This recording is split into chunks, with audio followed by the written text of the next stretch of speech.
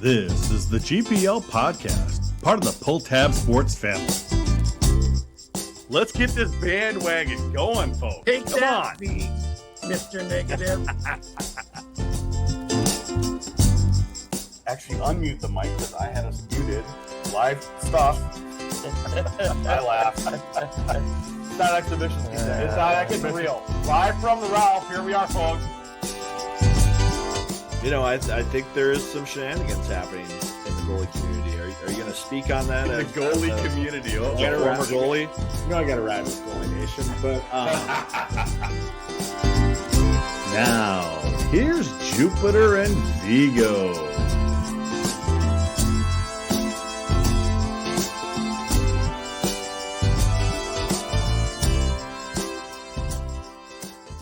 Good evening and welcome to the GPL podcast, episode number 278.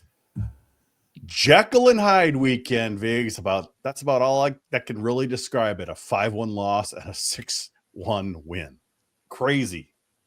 Yeah, Friday was one of those games, you know, with the odd start time, you just kind of wonder what you're going to get out of these college hockey players. They're not used to that kind of routine. And as I was watching the first period, I was reminded of the Gophers. They do this drill where they just change lines. You know, they get on the ice, they put the puck deep, they get off the ice, next group comes on. The group that's on the ice retrieves it, gets over the red line, puts it deep, and they change. And that's what it looked like for the first 10 minutes of that game. It just looked like they were just going through the motions, changing lines, and Ohio State came to play and took the W. Well, after Friday's performance, Bob said that was the worst effort he has ever seen by a Gopher team. Let's find out if it was better than the worst game that Jack Ramsey's ever had. Let's bring him in. Jack, are you glad that you may not be part of the worst team to ever play for Bob? yeah, like when you texted that to me on Friday night, I was like, yes. I don't know if you would have said we were, but I mean, of all the rosters that Bob has had under him, my senior is probably one of the lower ranking ones. But yeah, I don't know. How's it going, man? How you doing? It's good. It's good to see you guys. Thanks for having me on. It's been a while. It feels like it's been over a year for sure, but it's good to be back. Well, it's good to have you on. So crazy. I was texting you. Okay, I was texting you and a couple other guys on Friday night. I'm like, yeah, Bob was not happy. I was like, this is awful. Gosh, I wish Kester and Nevers would be playing better. Saturday night, Kester puts 2 in. I texted you guys right away. Yeah, I'd like to take that back now. I saw you had the tweet on Saturday. You're like, this is a team that can play in April. And I'm like, yeah. Well, hold on. During the game, that was Chris Eckes texting. I went to a high school game Saturday night, so I missed most of the game. So I wasn't tweeting that game. So it was probably him. But Viggs, he's not wrong. I mean, Saturday night, I thought Bobby kind of stacked some lines, and they were very aggressive, and it wasn't really that close. Well, I'm pretty sure the film session on Saturday afternoon was not very kind. You know, you look at some of the efforts that led to the Ohio State goals on Friday, and those are effort and detail and hard work situations where college hockey players are pretty good across the land. And if you're not ready to play and compete, you're going to get embarrassed from time to time. And it was almost like the Gophers thought that they could just kind of go through the motions on Friday and get away with it. And you look at Penn State's record, they're beating a lot of college hockey teams. So obviously that wasn't the recipe for success. I think Saturday you saw just a harder attention to detail. You saw defensemen closing out rushes, getting the puck back, and transitioning much quicker. And those are the things that you have to do if you want to be a team in April. And throughout the weekend, we did see the talent that makes this a team that's trying to get there and has a good chance. You know, the one player I thought who had good nights both times was Sam Renzel. You know, he was very consistent. I think they were just trying to watch his minutes a little bit on Friday night to keep him fresh for the second half. We saw them lean on him pretty heavily down the stretch in the first half. Jack, I'm sure you've had series just like this when you played at the University of Minnesota, or even, post Minnesota, before Minnesota, and you've done some coaching now. Do you kind of understand the coach's point of view a little bit more now that you've matured and done a little coaching yourself on this, how much effort really makes a difference? Yeah. And it's like, I mean, there's stupid luck on that's hockey, right? No plays are ever the same. So there's a lot of luck there too. There's special teams, are the refs going to give you a couple more that night? Is your goalie?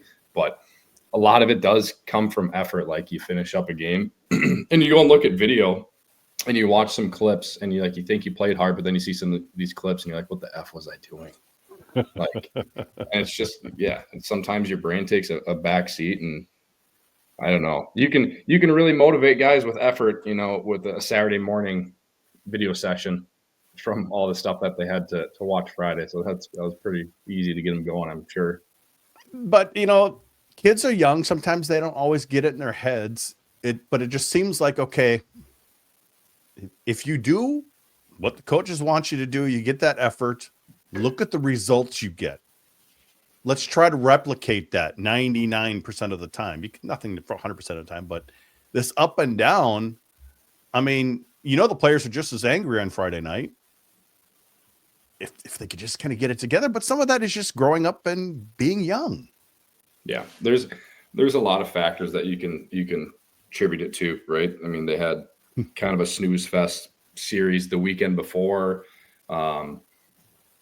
I don't know how much that weighs into it, but it definitely can. It's no emotion at all. But sometimes you kind of see that the other way around when you have like a really high series or high emotion series, and then you kind of go maybe play Mercyhurst the next weekend, and you're like, we got to go play these guys after or something like that. But it's maybe they're lulled to sleep and kind of still coming off that Christmas break, getting the guys back together. I don't know, finding the chemistry is the right word, but as guys come back from World Juniors week 2 and you get more guys back from injury and stuff, that can attribute to it. But these are all just excuses. Steve says, stay with the lines this weekend, maybe. If they stack that well, run with it. What do you think, Viggs? He did kind of stack it in the top 2 lines a little bit and kind of went down to more of a fourth line. It wasn't, I would say, it was more of a traditional type of thing. It's on the list. This is kind of your fourth line for tonight, not who's the fourth line tonight. Well, I think he's been trying to balance this team so much leading up to this point, especially with all the injuries. He wants to get that 4-line rotation going. He wants that development to happen. As we get to this part of the calendar, though, you might start honing in on a lineup that you want to take in the playoffs, and you try to figure out other 2 lines that we can lean on a little heavier than the others. And I think as your special teams start to solidify, that makes it easier too. Like, who are the power play guys that we want to keep together? We want to try to keep those lines together. Who are the penalty killers? Keep them on separate lines. These are things that you start to think about as a coach as you get to the postseason, how you want to construct your lineup. Who are the penalty killers, Viggs? Because they're 60th in the country. That is a good question. They'll get a big one, Cal Thomas, back this week. Bob has said that Falloon and Thomas are going to be back. I think that should help them immensely on their penalty kill. He is one of their best defenders at closing down plays, using his body, taking away the lane for passes across the middle, defending in front of the net. Cal Thomas is an elite defender, so he should help that out quite a bit. And we'll see. A big part of penalty kill is faceoffs, and you need your centers to win those draws to buy you that first 30, 40 seconds of penalty kill time. And Minnesota struggled there quite a bit this season. So maybe once Paulson gets back to full strength, maybe he and Huglin are your 2 main centers for PK, and we'll go from there. But Jack, is it more than just a couple players, though, for the penalty kill? I mean, I don't remember Minnesota ever being this bad. I mean, they started out 57th. They kind of did 75% again this weekend. Now they're 60th. They can move a little bit up and down, but it would take a lot to get into the top half of the country now. Yeah, and once we get into late March and April, your percentage doesn't matter too. It's just all about getting hot and having everything kind of set in the right systems for the teams you're playing. But getting guys back helps, but it doesn't really, because it's more systematic breakdowns, you'd say, than just pointing at one guy and say he's the reason that we're at 75% or whatever, we're at 80%. It's not one guy coming back is not going to fix that, because as good as Cal is on the PK, if a forward blows coverage and lets a puck go across the seam, Cal's not going to do anything for you. So yeah, face-offs are huge, and getting the puck out the first time when you have the opportunity. I remember I've seen that multiple times in games. Like, you get it, the defenseman's trying to clear it 200 from behind the goal line when you can just share the clear. So it's just these little details that they kind of gotta work out, and kind of getting late into the season, start working on those details. You kind of want to let the guys play at this point, but there's things that can be fixed. I do like your point though, Viggs, when you talk about face-offs, because Minnesota has struggled traditionally the last 5-10 years with face-offs. And, you know, when you're trying to kill a penalty, defensive zone face-offs doesn't get any bigger.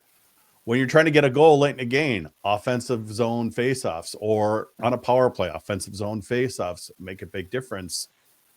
And when they don't happen, it's kind of like, oh, we have to go chase the puck, or whatever it may be. It's a pretty critical thing. Yeah, and we knew coming into the year that they were going to miss Jackson Nelson. You know, they let him take so many draws last year. You were hoping some other guys would step up. And, you know, Jimmy Clark is one of those guys that you're hoping becomes a center who can win draws. You know, he hasn't yet become that guy. And so I know it's something they continue to work at. Every practice I'm at the end of team drills, there's Ben Gordon dropping pucks for guys in the middle of the ice, kind of coaching them up on the little things they need to change with their draws. And it's going to be critical for them to figure it out as the end of the year comes up. I saw a chat earlier. Do they go with one goalie, Jack, or do they keep sticking with the rotation? The big question right now. It is a good question too, because I don't know. I don't like the idea of going into games, Big Ten playoffs, and in April of who we gonna play tomorrow, because I don't think it helps the goalies either mentally figuring out who's gonna go. So it's a good problem to have in the regular season, having a good tandem, but you want to ride one hot guy, because I mean it's a little different than the NHL too, because it's a full series, but it's a one crack at it. I think. I don't know. It's been the same thing. Every Friday, Soulier on Saturday, the entire season. But I mean, even though it was an ass kicking on Saturday, Soulier kind of 38 saves, kind of didn't stand on his head, but a heck of a performance. And yeah, I'd like to see one guy moving toward the end of the year. And I know, Viggs, you've mentioned that they want to see Airy, since he's the younger guy. They want to give him as many chances as possible, because he's going to be here next year. Soulier is going to be gone. But do you think Bob will eventually get to the situation? Maybe he gives Soulier 2 games like he did Airy earlier this season, or he gives one of them 2 games. Well, Bob said that he wants to give that goalie an opportunity to prove himself over 2 games rather than just try to guess at the end of the year who it's going to be. I don't know if it's going to be this weekend, because, you know, Airy wasn't the problem on Friday. It wasn't like he played a bad game. He just didn't play a great game. And so do you do more harm than good by sending a message into this Notre Dame series that, hey, you know, it's not good enough. We're giving Liam Friday night and see how it goes. You know, that's always the hard thing with goalies is, you know, the mental makeup is something you don't know very well. It's hard to evaluate. And is it going to do you any benefit to do that at this point of the year? Now, if Airy were to have a bad game, it's certainly more understandable to give Soulier 2 games, but I don't think that's happened yet. I just don't like that it's you play well, like stats in the beginning of the year. Soulier had the losses because they weren't putting up the goals for him in those games. It's not his fault, but I don't like the fact that Soulier puts up a great game on Saturday, and like I think you reward the guy. Like screw the Friday, Saturday script. I'm okay with splitting them up to this point, but give him the start on Friday is my point. And if he is lights out, unbelievable, then But if they win and he, gives up 4 or something like that, a couple sketchy ones, great, we got the win. But now Ari's going to get the chance to roll with it. And if he has an unbelievable Saturday, then he gets to start Friday. And same thing, like if a guy can put 2 really, really good performances back together, let him keep rolling. Either way, Viggs, he's gonna eventually he'll probably make a decision on goalie. Eventually he'll probably stick to some lines. It's just that time of year. It's business time. It's time to it's crunch time. Time to go, man. Yeah, I mean, there's 12 games to go. I think you still have time to give one more weekend where you stick to the script and go from there. You're always looking for more information. I don't know if one goalie has really shown themselves as the number one. And that's what Bob always says. Is like, I don't pick number one goalies.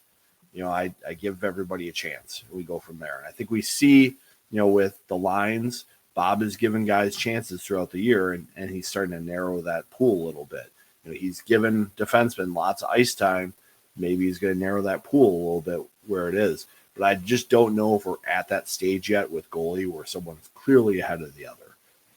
I think if we see anything, it won't be this weekend, like you said. But at Michigan State, that may be a good time to pick one and go. Because it doesn't get any bigger than at Michigan State 2 weeks, Viggs. I definitely think that would be an interesting game to try Soulier on Friday and see how it goes. And if he plays well, he gets Saturday. Yes. If a kid wins on Friday at Michigan State, how are you going to take that guy out? Yeah. Right. There's no way. Yeah. Well, we'll see. Because, I still think goaltending is kind of the weakness. You look at the other top tier teams, Michigan State, Boston College, they've kind of got what they need in goal, Viggs.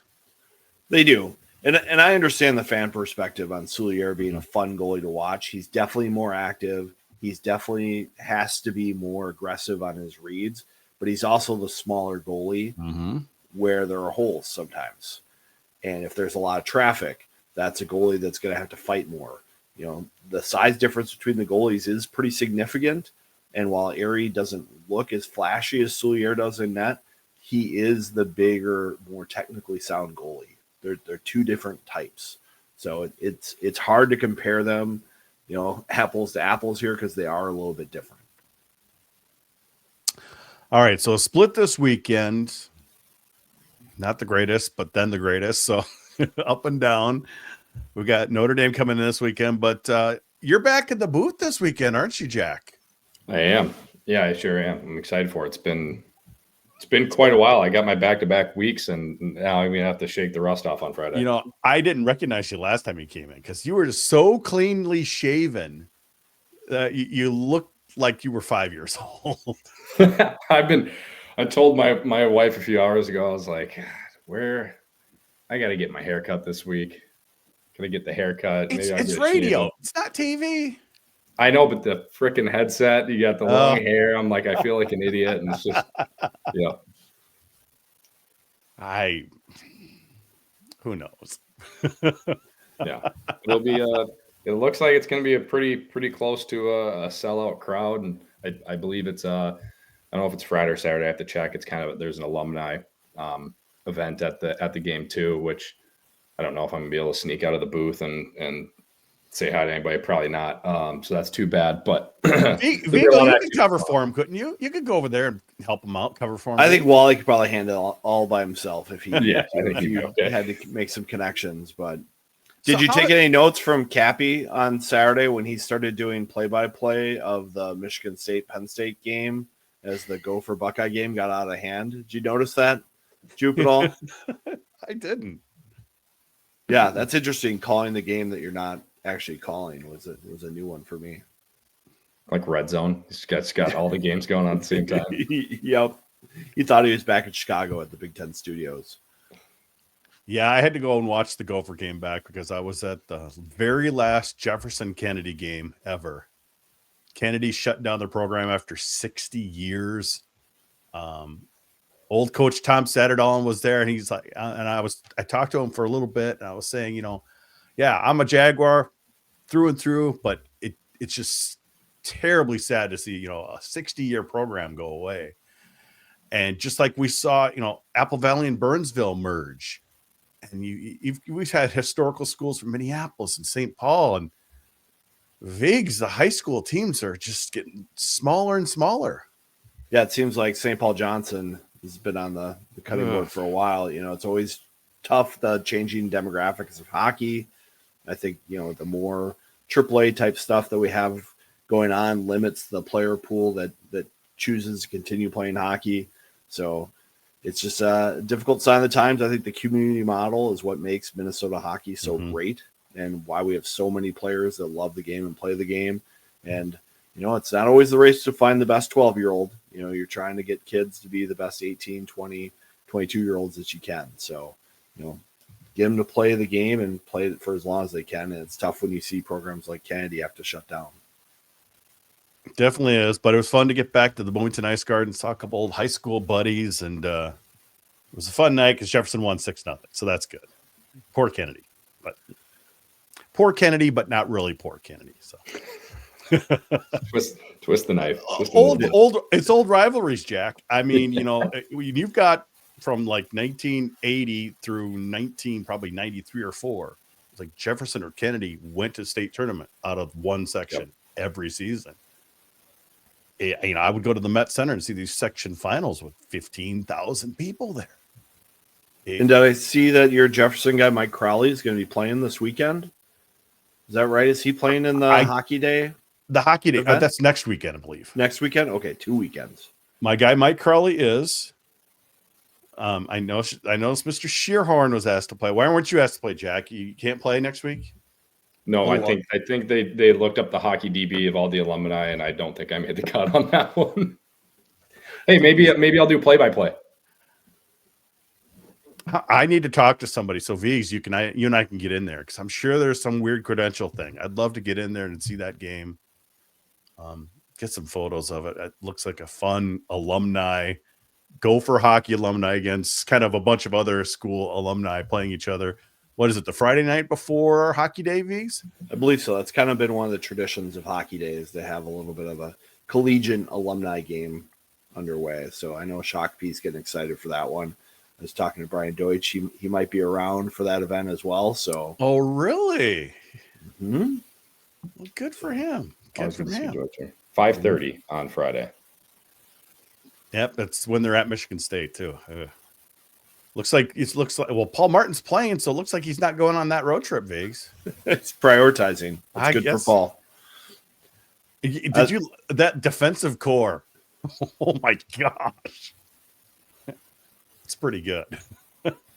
Yeah, it's pretty quick. You look at this list and there's no. I mean, all the forwards. If any of the forwards that I knew are invited, they're still playing. So that is true.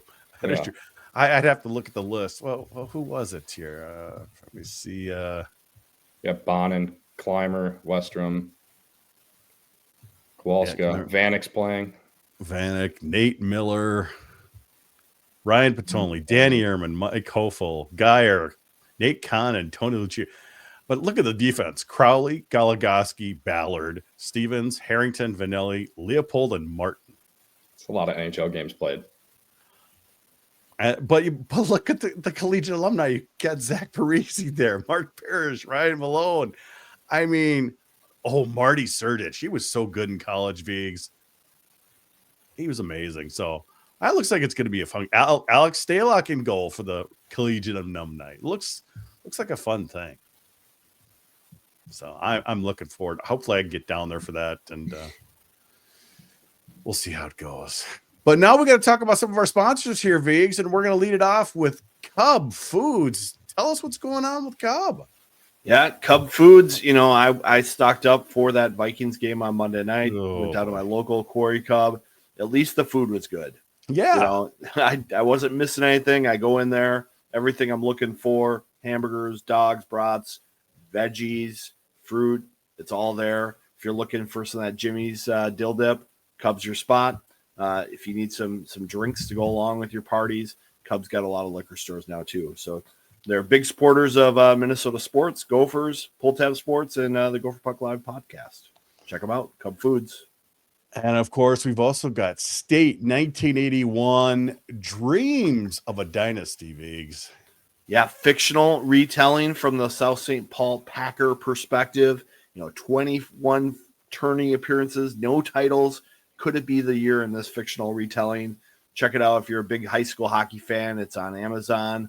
GopherPuckLive.com/1981.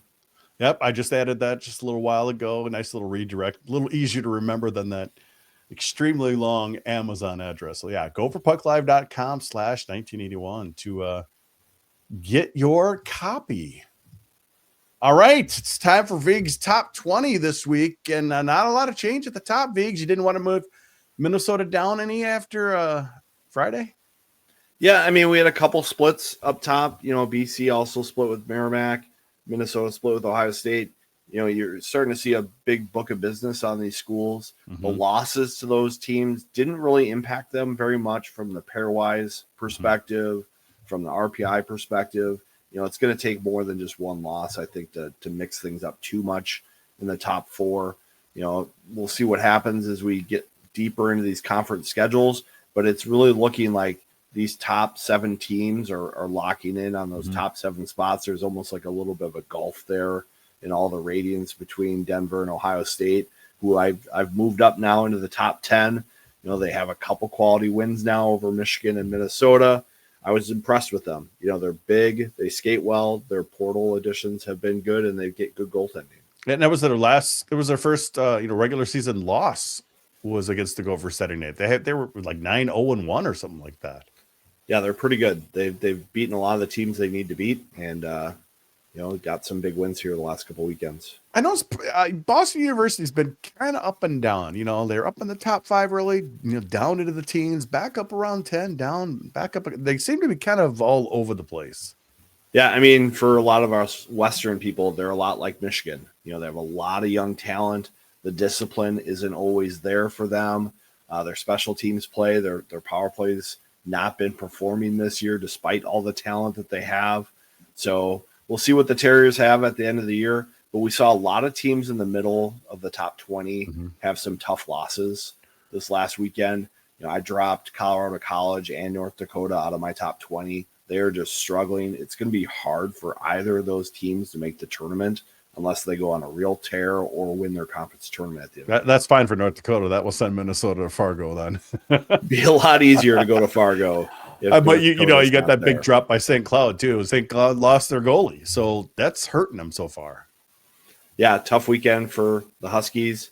The NCHC's on some thin ice here.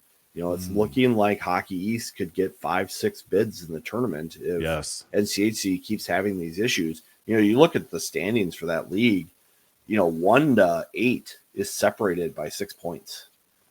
That is not something you're used to seeing in that league. So pretty interesting stuff. How do you think Minnesota looks here, Jack? 3rd spot, probably about right for them right now, or what do you think? Yeah, it feels right. It's kind of tough to gauge. We're in this Big Ten bubble, if that makes sense. Yeah. Like, really not impressed with the non-conference games this year at all. There wasn't really any challenges there. I think I was looking at it, and we've only played 2 teams in the top 10 in the pairwise, and we're 500 against, and it's Michigan State and Ohio. So we haven't really played anybody. And there's some years where it's a question mark like that until we get to tourney time. But yeah, and we'll see as we go down the stretch. Now that we kind of get a few good games, we'll get Michigan again, Michigan State, and we'll play these better teams. But I like fun non-conference games, and I know there's kind of no reason to play them too. And well, I mean, actually, probably better if you're playing these really high caliber ones. But their strength of schedule, that's what I was looking up, is 13. That seems a little low for a Gopher team. Yeah, well, a team like Duluth is usually a bit higher. Viggs, that's hurt them. Omaha has been better. Omaha's been better recently. They played them, in Vegas, lost to them. But yet, now they sweep CC. Just a lot of craziness actually last weekend. Like you said, the BC loss. Minnesota State lost to Northern Michigan, which had one win on the season. College hockey was a little goofy last weekend. A little goofy. It was probably one of those reminders of why it's such a great sport to watch. Mm-hmm. Is because you never know what you're going to get with some of these teams, especially at this point of the year, where things are a little unsettled with the teams as they come back together after break. Maybe guys come back from injuries, guys who were playing aren't playing, guys who maybe don't have their legs are now in a situation where the other teams are going. It's different. I agree with Jack. It wasn't a great non-conference schedule this year for Minnesota, but part of that is some of the teams that they wanted to schedule didn't want to schedule Minnesota this year. Yeah. As you build schedules in college hockey, especially coming out of COVID, there's a bunch of scheduling issues that had to be hashed out and figured out. And looking at the scheduling agreements that Minnesota signed for this year, a lot of them were in September. I know people get upset about Minnesota being late on their schedule release. Some of these games weren't finalized until just before the season, with schools like St. Thomas and Merciers. It's challenging sometimes to build schedules. So, what must have been Monday or Tuesday last week, Jack, you sent me a text. You're like, Steve Johnson had a liver transplant. And Shearhorn texted me just a few minutes later. You guys right back. And then Nick Angels texted me. I put up a little story on the fans and the community has really come through, haven't they? Yeah, big time. And it's been awesome to see as I coached with him at Minnetonka, so known about it for quite a while, and it's kind of hard, especially for that guy, to keep it under wraps while you're dealing with this thing when there's so many people in your life that would support you, and obviously everybody's come out of the woodwork completely to step up, especially the GoFundMe. I'm sure his phone has been blowing up nonstop, so that was really good to see. But he's I'm just showing the GPL homepage right now, showing we've got a button at the top. We had a little article on it a little further. Yeah, there's Steve's article. Just trying to make people aware of it if they haven't been. I saw Paul Martin put in a big donation yesterday, which was just awesome. It's been so great. Look at that there. Let me see if I can share this tab. There we go. Up to 93,000 now. Wow. These, the hockey community never fails to amaze us. Yeah, I mean, Nick Angel talks about that. Being part of the Gopher Hockey Alumni Association and being a part of this group is a special thing. And people step up for each other and help each other out. And, Steve is a really good-natured person and a real giver. Hearing about his journey, about becoming a Gopher, and then his next step of his life has been really cool to listen to and follow. And this surprising setback is just nothing he did to make this happen. And so to see the support to help him get through it is really neat and special. It's kind of fun to go through and see all the names of people that are helping him out. I like that. Especially for a Gopher hockey fan to see that, it's really neat. Yeah, I've seen names all the way back to the 70s, at least, players. There might be a few that I didn't even know, but that I passed by. But I haven't looked at the list lately, but it is a very cool list. So if people haven't checked in, I know Steve posted kind of a little update recently about his journey and how things are going, and things are looking good after the surgery and the recovery, and he'll be in Rochester for a little bit to be closely followed. These organ transplants are always kind of dicey. You're never quite sure how your body's going to react to that new organism trying to join it. Pretty crazy that he walked out of the hospital. I think it was 4 days, walked out on his own out of the hospital. I just have a hard time fathoming that. Yeah. I mean, obviously the medical procedures have become much better. Things that used to stay overnight and multiple 2-3 nights, you're out in a couple hours. There's a liver transplant. That's still just shocks me that he was able to walk out of there so quickly. Yeah, major organ, just crazy. we were playing Matamidi last week, and like it was an easy pregame speech to the to the team that Goldsworthy was talking about. He's like, if you can't get up for this one, like I don't know, you just had one of your coaches who wishes he could be here more than anything. Just walk out of the hospital after getting an organ, transplant. Like you should be able to get up for this one. Just amazing, and we're going to have another organ transplant on the show next week. Vigs, Pat Micheletti's going to be joining us. I bet you he could give quite a bit of insight on that type of procedure. Yeah, and just a reminder for everybody: if you're interested in being an organ donor, you can really renew your license. Life. Just check it off. Check it off and be part of that. You never know. You don't. Well, before we get to Notre Dame, Vigs, we do have to talk about a couple more sponsors here. Let's talk about Jimmy's. Jimmy's, as I was saying in my cub read earlier, they've got the dill dip. If you're trying to eat healthy, you got a party, I recommend it. If you're a friend of John King, he might send you a dill pick along the way. You never know. It's the holiday season as we celebrate 2025. Check it out. It's more popular than ranch. I mean, check out this dill dip. It's great. Local family, local Minnesota company supports us. Check them out. Don't ya be messing with my dressing. And, of course, we can't forget Lunch Bucket Hockey, man. Yeah, Lunch Bucket Hockey, hard-working, grit and grind players, just like Nick Michael, who got his first goal with the Gophers the other week. Those are people that do anything for their teammates. And if you want an apparel brand that matches that kind of ethos, check out lunchbuckethockey.com. I've seen some of the custom jerseys they've done on Instagram. Check them out on there. They're pretty consistent with showing their stuff. I saw some hockey yak jackets with some Lunch Bucket stuff the other day. Mm-hmm. Cool stuff. Another couple local guys who wanted to start this company from the ground up. Support them.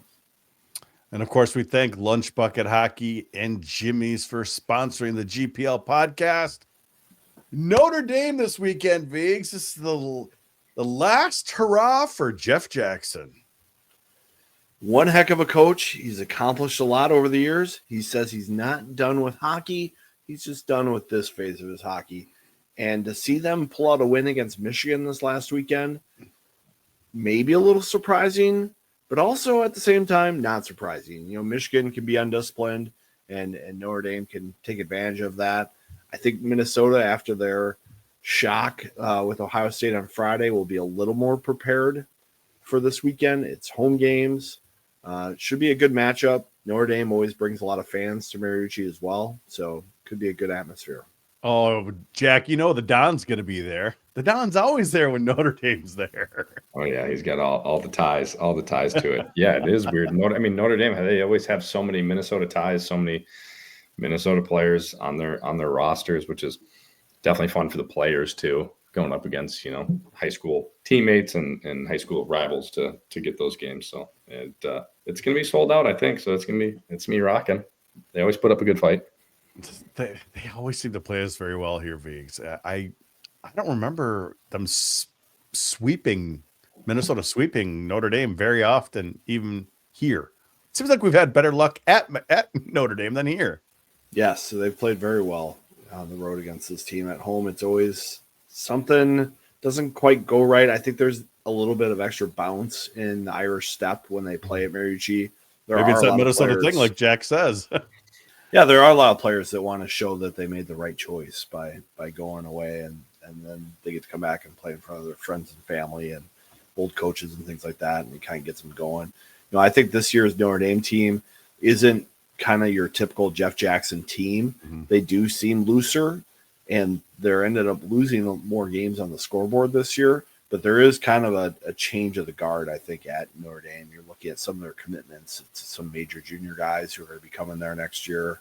It's definitely a different feel with the Irish this year. And I have some notes here about Thomas and Falloon question marks, but you kind of already said it. It looks like they're going to be back this week. Yeah, they're expecting them to go. So I think they were cautious with them last week. Okay. And now they want to get them going. They've got home games, so they have a little more access to all the treatment stuff that they would want to help guys recover after a game. So I think it makes sense for them to play at home. Some of the other injuries that people are coming back for the previous season didn't need that, but these guys will. Mm-hmm. Best time to be healthy, Jack. I mean, you've gotten through the bulk of your schedule. You've had that nice break now. Now let's get everyone together and let's do this. It makes no sense that the Gophers record is what it is with the injuries they've had this year. Like, no sense. And I think they're these weird sports things. Like when I was a little banged up or something, like I thought I played tougher or grittier because I felt like I was playing through something and like gave me a little extra juice or something. That could have been something in the early, or like not even the early part of the season, the whole season before they got healthy in the past few weeks of like, hey, we're down a man, like we got to kind of step up, et cetera, et cetera. And so we'll see as they get healthy. But yeah, it's pretty unbelievable. The best ability is availability. And we have not had that this year, but hopefully going down the stretch, we can figure out who our line combinations are and all that stuff. What is kind of crazy because like this year you have not seen very many bad turnovers by the Gophers, especially their forwards. They are not turning the puck over as they exit the zone, as they cross the opposing blue line. And then against Ohio State, everybody's back healthy. There's a couple bad turnovers that get them going the wrong way. There's a bad penalty, that erases a 5-minute major. There's just a couple of things that you haven't seen them do all season. And then they pop up all kind of together in a game where you feel like you should start rolling. Well, I think a really important thing this weekend, Viggs, is the penalty kill and staying out of the box. That's kind of the one thing this year that's been a little different than the last 3 or 4 years. They've kind of led the league in, lack of penalty minutes, but this year they're up a bit and it's hurting them more because they're not as successful killing them off. Bob is usually pretty quick on the discipline with penalties. He prides himself on running a program that doesn't take penalties. Maybe when you're shorthanded, you're not as able to get that message across. You're just trying to get through the schedule. I wonder if that might be part of it as well. Oh, I hope so, because, boy, it's been killing them, Jack. It really has. Yeah, and it's weird if it's something to point to. I would love that I need the Gopher stats to break that down. What number of penalties do they have for each type? Is it a bunch of hookings? Is it a bunch of trippings? What is it? Because that could tell you something there. Yeah. I don't know necessarily what more penalties means, but I'd love to see the breakdown of what they are.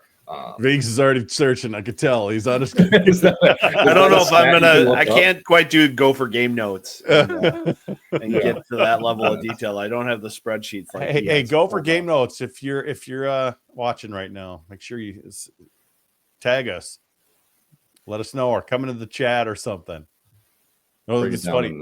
It's funny. Earlier we talked about that college game, and here I've got Drew Cove sending me, hey, go to this site and get credentialed. Like, maybe I'll just, because I was just looking as like the Gophers are still at 7.6 penalty minutes a game, which is 54th in the country. So it's not that they're taking a ton of penalties. Because I heard when he said that, I was like, I still don't know if they're taking a lot of penalties. Their penalty kill just hasn't been very good. Yeah. Somebody said 11th best, I think it was. But that's a far cry from Motzko's teams are usually top 3, right? I think the past 3 years there's like 1, 2, and 1 or something like that. So it's got to stay out of the box. And when you do go to the box, like you said, it's just and what we saw last weekend, Viggs, Friday night, 2 goals on the 5-minute, kill. That was the end of the game right there. It was. Yeah, I mean, Friday night, once they gave that up, it just looked like the game got away from them. Mm-hmm. It looked like they played Whipple and Gruba quite a bit in the third period just to like kind of lessen the minutes on everybody else. And, I heard Bob say, that's a garbage can game. Not that he kicked it during, but that he threw it in the garbage can afterward. So let's move on. You just have to flush that one and go forward. Too bad the Vikings did the same thing last night. Fourth quarter, it's just we're not going to win. I'm drinking now. It still hurts, Jack, right? Still hurts. Well, you know what? If Bob will get to say the same thing Don used to always say. When there's a lot more media availabilities and at the end of games, the Viking season must be over because a lot more people are here. There was a pretty big crowd for availability last week too, so I don't know if he already used that does pick up in January, but we have had a couple of games post game. 2 that I can think of. One had no people. Well, actually, 2 had no people, and then when I was there, I was by myself one time. Is that Alaska? And then Viggs, you're like Mr. Coach. You're never there anymore. You're at your kids' stuff. I have a busier year this year. With You the Pee-wee, do. So You're a busy boy. Pee-wee and the U10 has been a little bit busier, but we've got the big 3 weekends here coming up, and hopefully a home playoff weekend for Minnesota. It's been a weird schedule.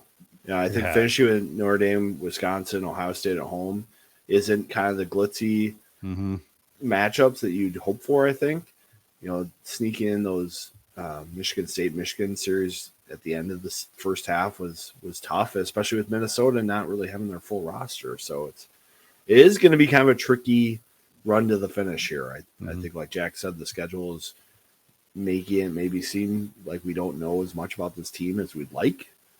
I think we all think we know what we're seeing with the talent that they have, but it's going to take a higher level for them to go on a run.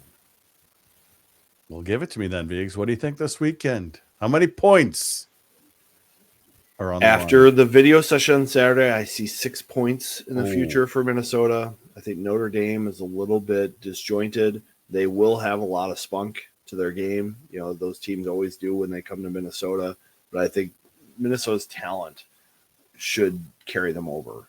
They just have to stay out of the box. This penalty kill, like Jack is saying, there's some things going on with them. I've seen them do a couple different things on the PK, and maybe they just have to settle into one kind of system and one way to handle rotations at the top of the zone and take away the seam passes rather than trying to adjust it all the time. I know Steve Miller's the mastermind of PK, and he clearly knows more than I do, but it just looks like there's too many inconsistencies happening right now.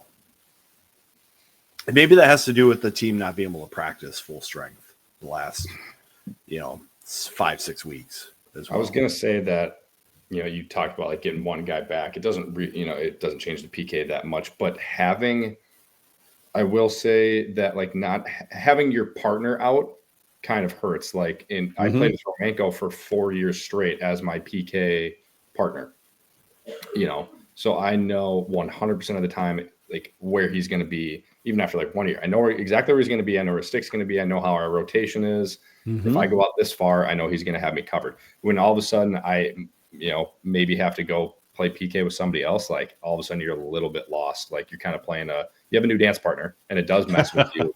Like that does mess with you big time. So that could be something too, that like get these guys solidified with their D partners, get them solidified with their PK partners, move forward. So because the biggest things I see are that like how they rotate up top as the puck moves, and then just slow taking away passing lanes, because it's just that little bit of indecision that makes a difference in college hockey these days.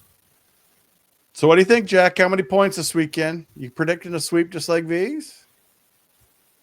Yeah, it'd be disappointing if there was anything less than 6 points, but I have like a weird gut feeling of overtime somewhere in there. So that scares me, into saying like something less than 6. Gosh. I hope it doesn't get the shootout. I'm gonna say, like I think I'm 0 for 3 on my predictions on here anyway in the past. You just gotta embrace it. You just gotta go with your gut, though. Still, just gotta do it. Yeah, I'm gonna say it's a sweep, and plus 10,000 odds, Gophers get a win in a shootout. That'd be so sweet. That would be a better prediction, actually. Yeah, they only get the 5 points, but they got the win in a shootout or a shootout. Yeah. Yeah, I think the place would erupt, Figs, if that were to happen. I mean, or there could be Bronx cheers. I don't know. We'll see. Yeah. Well, but I don't think Notre Dame's goaltending is as good as it's been the last No. couple of years. So I think that's No. a big factor for Minnesota as well. Well, I'm gonna have to go with sweep too. But boy, I kind of like your thought there, Jack. Though, boy, getting off that shootout Schneid, that would be quite amazing. That'd be sweet. I mean, or it would be even it would be even better if it just continued. Oh gosh, it's just it's just the goofiest disgusting thing at this point. It's well past disgusting. Becca Hendrickson, top of the list on the shootout. I would He agree. scored on the breakaway. So, And we had a couple breakaways last weekend, and they couldn't get it done. Viggs, gotta make it happen. Gotta make it happen. Viggs, you got anything going on that we need to know about? not really. I mean, with the early show, we didn't get to see Yeah. availability before Yeah. the show. Just seeing Falloon and Thomas back in the lineup should be good. One of the things to watch this weekend, I think, does he keep these lines together that will look so good on Saturday, and just really dialing in on the PK. As Jack said, the partners matter, and they've had a lot of churn with how they handle PK. I think they were looking for Paulson to be one of their big PK guys this year. He misses all that time with his upper body injury. Mason Nevers, another guy that they really want to have on the PK. Him being out and slowed maybe to come back to fitness, that's another thing to watch. So important for Minnesota. Jack, you ready for some overtime? Yeah, bring it on. And I think, Eric, the line things too, and looking at the lines in the past few weeks, like you're like, wow, look at this depth. 4 lines is just unbelievable, and it is nice, but not everybody can play, So moving forward, they're gonna have to. It's kind of hard to even stack the top 9 because there's so much depth, but stack the top 9 and just overwhelm with 3 and get that 4th in there occasionally.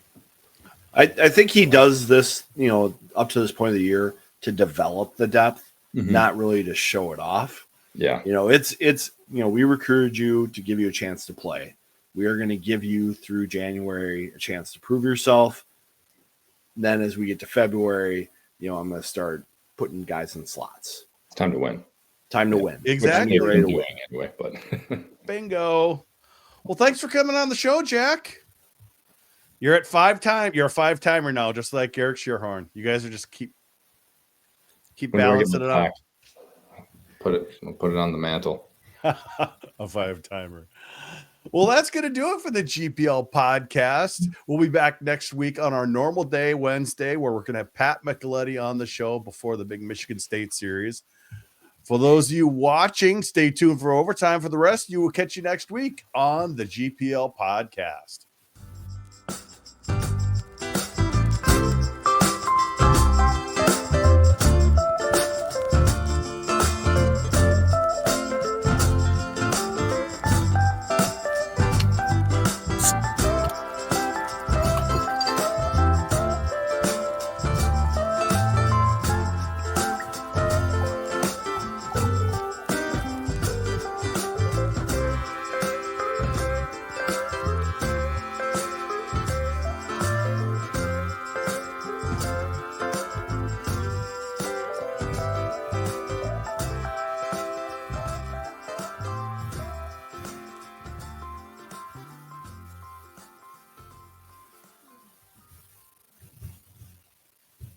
Well, there it is. Little mini loaf. Stew. There you go. 14 stew. Viggs, mini loaf of bread tonight or full loaf? Yeah, I mean, this is a packed loaf, but it's a mini, 12 ouncer. It's a 12%er. It's a Founders KBS cinnamon vanilla cocoa from 2021. Pull it out of the cellar. Give it a taste. Let us know. Rich and sweet. It's delicious. There you go. All right, we can see all the. Oh, look at that big head. Who was it? 1, 2, 3, 4, 5, 6, 7-pointer? Is that a 7-pointer? It's hard. 8, maybe. It's hard to tell. Just got this back, so it's good timing too. Look at that. This is from 3 post. Very balanced. Yeah, it's kind of cool. I call it the Halo buck because it's like it's just barely split. So yeah, it's a cool one. But yeah, probably very nice. my best bow buck to date. My brother was big into bow as well. It's fun. It's a lot of fun. I got a rifle buck this year. That was my first one, second time ever doing it, and this is my biggest buck by far. Did you strap it to the hood and drive it through the university just for old time's sake? Throw it on the old minivan. Throw it on the old minivan and drive through it. Yeah, that's still one of my favorite stories. Not even hockey, non-hockey related. Yeah, I think I haven't even opened this, so I can do it now. But I was thinking of what to pop open. I got some Christmas. What is that? This is Blanton's. Look at that. Kentucky Straight. Look at the top on that thing. It's cool. Nice. Where is it? So I was told, so I don't know if you can see it. It has an N right there. An N. Yeah, I can see it. If you collect like all the different bottles, they have different letters on them. And I guess they're hard to get in stores now. You kind of have to get lucky or like buy them at an auction or something. I think that's how my dad got this one. And if you collect all of them and send them into Blanton's, like they'll send you a bottle and a thing with all the letters on. So kind of cool. I don't even know how to open this sucker. So get off the main screen while I try to figure this out. Oh, wait a minute. Look at that. So I've got a mini one because I had a Blanton's Bourbon County and it had a little topper in it. So this is a mini. I've had a couple Blantons, so they're kind of fun. It's always best for all you bourbon guys out there. Be friends with your store. Be a good customer, and you'll get rewarded. So nice. You don't have to just get them at auction or pay allocated prices or whatever. You can get them at MSRP. Just be a good person. Very nice. I was just over at 1010 Washington Wine Spirits at their anniversary week this last week, 10 years for them. And I got a bottle of Eagle Rare, which I haven't seen in a while. So they had a barrel coming there. So that was fun. So. I don't have any booze. I just finally got my wall artwork, though. There's my Goldie. Been waiting for a while for it. Let's see if I can zoom in and get a little closer in there. There we go. Kind of a 3D art Goldie I've been waiting for quite a few months. You know, we've seen everyone's seen it out on the internet and the Twitter sphere and whatnot. People getting their custom Gopher hockey, Gopher basketball, football, and all other types of sports. I finally got mine. A lot of people had gone with the retro Goldie, you know, the old skating Goldie. He's kind of like this, but that's the Goldie I grew up with. And not so many people had done that. So I'm like, I'm going to go with my Goldie. So coming together. I do like that one. I might have to get a piece commission for the, excuse me, the basement at it. My wife and I have like above the couch, a Gopher sports wall because she played soccer and got a hockey jersey. She's got her soccer jersey and like any achievements and stuff. So it's cool. Try to keep adding to it. It's fun. You could get one for your sister too. There you go. They got it. Yeah, they got their collection is a little bit more prized with her. She has rings, you know. Yeah, I was gonna say she's more trophy focus. Well, yeah. I believe they get mini national championship trophies that are like that. Yep. She's got freaking 3 of those, and then Drew, her husband, he played football. He's got the mini pig trophy for football, which is really, really cool as well. So they got some sweet ones. That was a fun thing to watch. That undefeated season. They was the 3 overtime game against North Dakota at Ritter during the NCAA playoffs. I came to Mariucci to see the Gophers. I don't think I got over to Mariucci until the end of the second or beginning of the third because I was over there watching the 3 overtime game. I've never seen players so tired in my life. They were all just exhausted. But it got up to the Frozen Four that was at home, and they completed an undefeated season. I don't know if we'll ever see that again.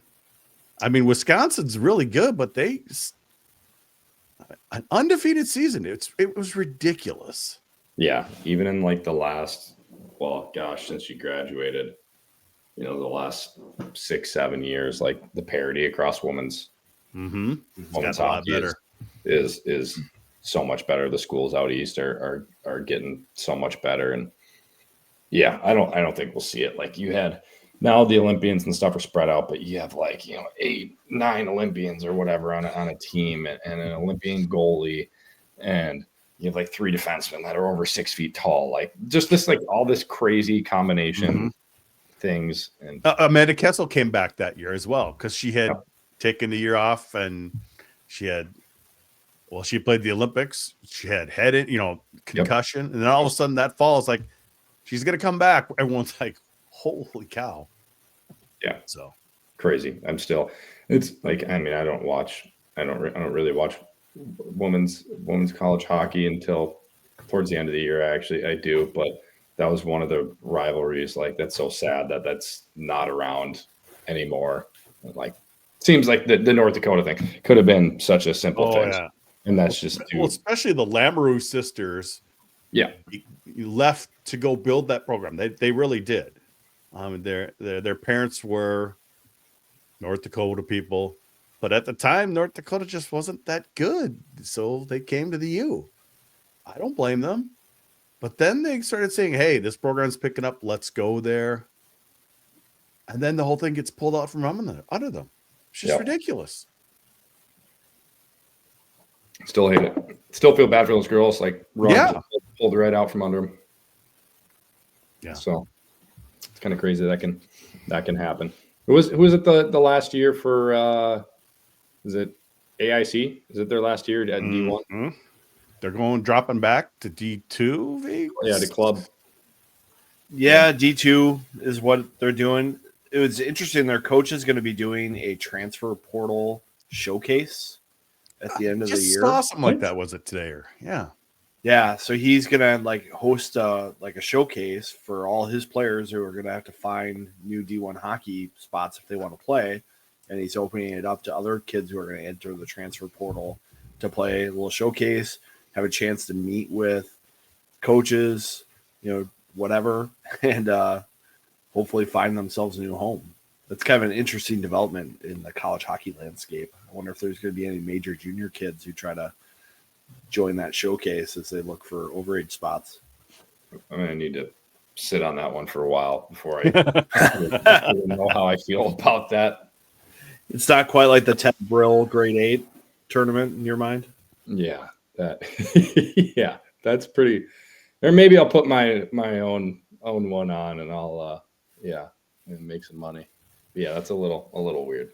I don't know. The major junior, I'm sure you guys have broken it down and stuff, but I don't know. How much are the Gophers going to dip their feet into that pond?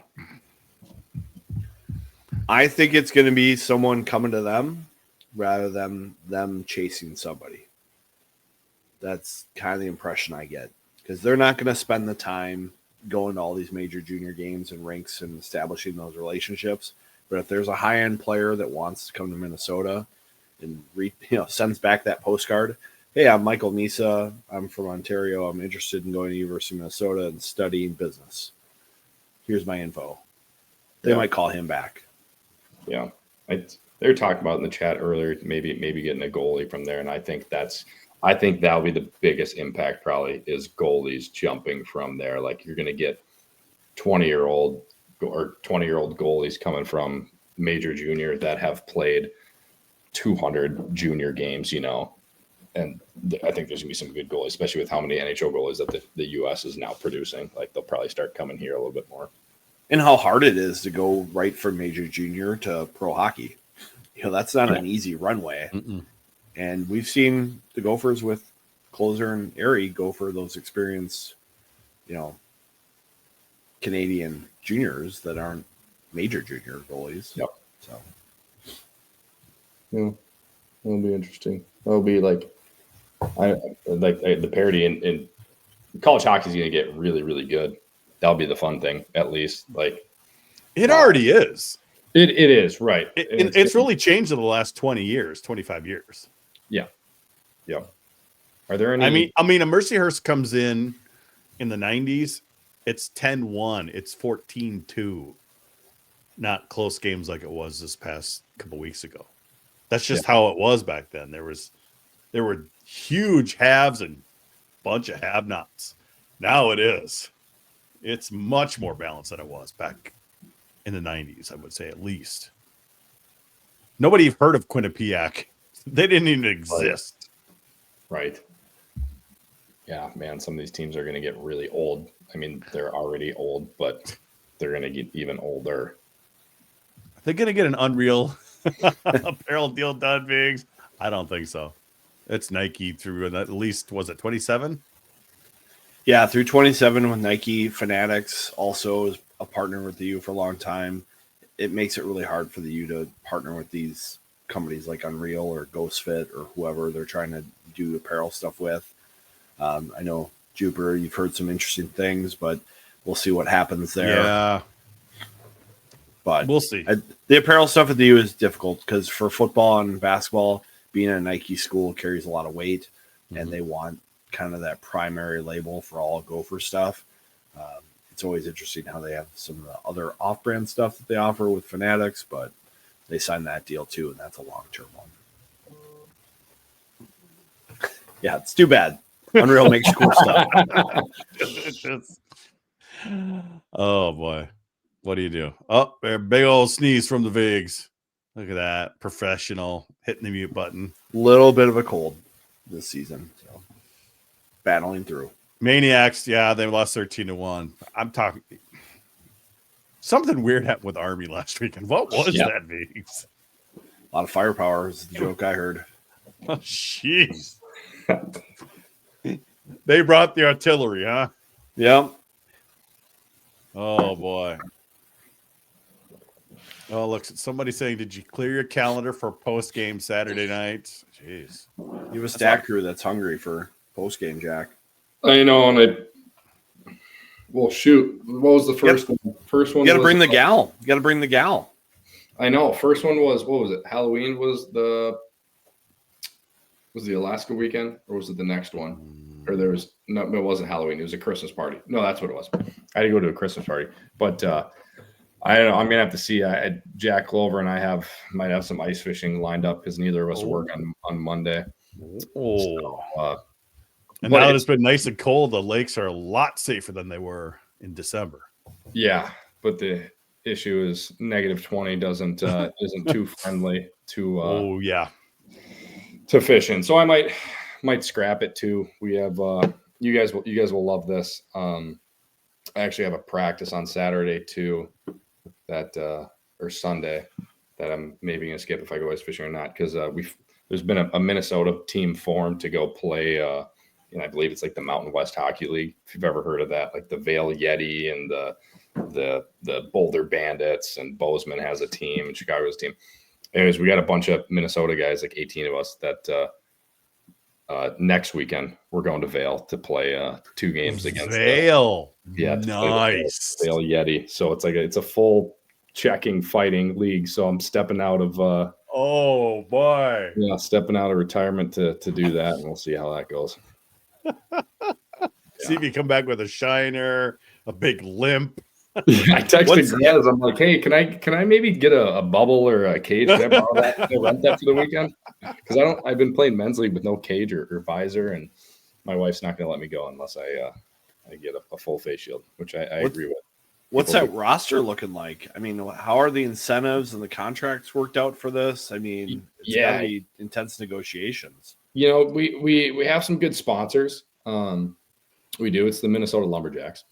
But I'm trying to think of people we know. Cullen Munson is the only other Gopher going. Notre Dame, Bo Brower, Edina guy. He'll be going as well. Really, it is a lot of Augsburg guys, D3 guys that are going is a majority of the roster. So it'll be interesting playing. It's like the highest elevation, one of the highest elevation hockey rinks, in the world. So, and I'm not I'm not in my college playing shape. So it's gonna be like 20 seconds and off probably. You're going to be like the lunch bucket hockey guy. You're going to be really important after the game, before the game, maybe the next morning. Oh boy. Denver is, obviously Denver's a mile high, but Vail is a couple thousand feet higher. Yeah, it's gonna suck. Like I've been trying to tell these guys, like they're like, oh, it's gonna be good. Like we're gonna go in, we're gonna smack around. I'm like, guys, temper expectations. Yeah, like I don't know. Like I think it's gonna be either or. Like I think either it's gonna be an ass kicking for us, or like we're gonna not want to go out for the second period because we're all not gonna be able to breathe. Are you gonna message Cal Dietz for some acclimatization protocols for you guys to fly in, get on the ice, and then get out? Get us in the chamber. Yeah, I think what North Dakota has that they have the altitude chamber. They do. That they can go in and change that before they go and play in Denver. Like that's unbelievable. It's ridiculous, is what it is. Yeah, it is ridiculous too. But so that'll be good. I'll text you guys, give you an update on that. Live video from the bench. Yeah. I don't know if they might stream it. I don't know. I guess they live barn. They got a live barn. I don't know. It's like it's a legit league, and I think like the puck drops a little later because ski lifts shut down at like 4:00, and it gives time for the skiers to I'm gonna have to see if this is on Flow Hockey because I have access to Flow Hockey, so I might have to see if it's on there. They have all kinds of stuff, so. I don't know. We might have to do a live stream of this. And, maybe break down your game. Yeah. -7 on the weekend. Not back. I'll get a hold of Goldie and I'll try to get some feedback on how your skating's been lately. I got my skate sharpened on the Sparks today for the first time in a year, so that felt nice at practice. Yeah. Yeah. It's gonna be fun. How's the season going for your squad? It's good. We're right in the thick of it as we kind of get down to the stretch. Got Duluth East on Thursday. That'll be a fun one, but it's weird. You graduated like 15 seniors, and now you gotta learn a completely new roster from guys that were, it was the same team for 2 years in a row, pretty much. So a lot more coaching with younger guys this year, which has been fun too. And trying to learn that, we had like 9 Division I guys, so that doesn't happen very often. So a lot more coaching, tweaking things, but it's been fun. I think we'll be able to make a run in our section. So I'm excited for it. Nice. You talk about all the players, and I was mentioning, Kennedy shutting down after 6 years. They don't even have a JV team right now. They were playing, I believe Jefferson played Irondale JV, the JV game before the varsity, because Kennedy didn't even have a JV team. That's how bad it's got at Kennedy. Jeez. I know. It's just, wow. I mean, you look at Minnetonka, and you guys are overflowing with players. And then literally just, 15 miles away, if that, they don't even have enough for JV. So yeah, it's crazy. I mean, it's all about the youth programs and how many kids you can pump out of that. And apparently, their youth program's been combined for a few years. And I did see when I was at Big, they're doing a big renovation this summer. I believe it looks like they're taking the number 3 rink and kind of making that the big rink now. I think they're taking it from Olympic down to normal. North American size, because they made it the Olympic size back when it was popular back in the 90s. Mm-hmm. But they had a lot of room in that arena, so it looks like they're going to make it look real nice and kind of update the old Bloomington Ice Garden, which is nice because I lived on Abbott. Abbott's one of the roads that go right into the Bloomington Ice Garden, so I grew up real close to the arena. So glad to see the changes. I don't know how much it's going to do for the program. Viggs, you've been trying to give me hope last couple of years. Well, I mean, Jefferson has pretty good youth numbers. Like, they have over 200 mites. register their program, that's pretty good numbers to have a program that you can build from. It's not like the top programs, which will have like 500 mites, but anything over 200 is putting you in the top 30 probably of all associations.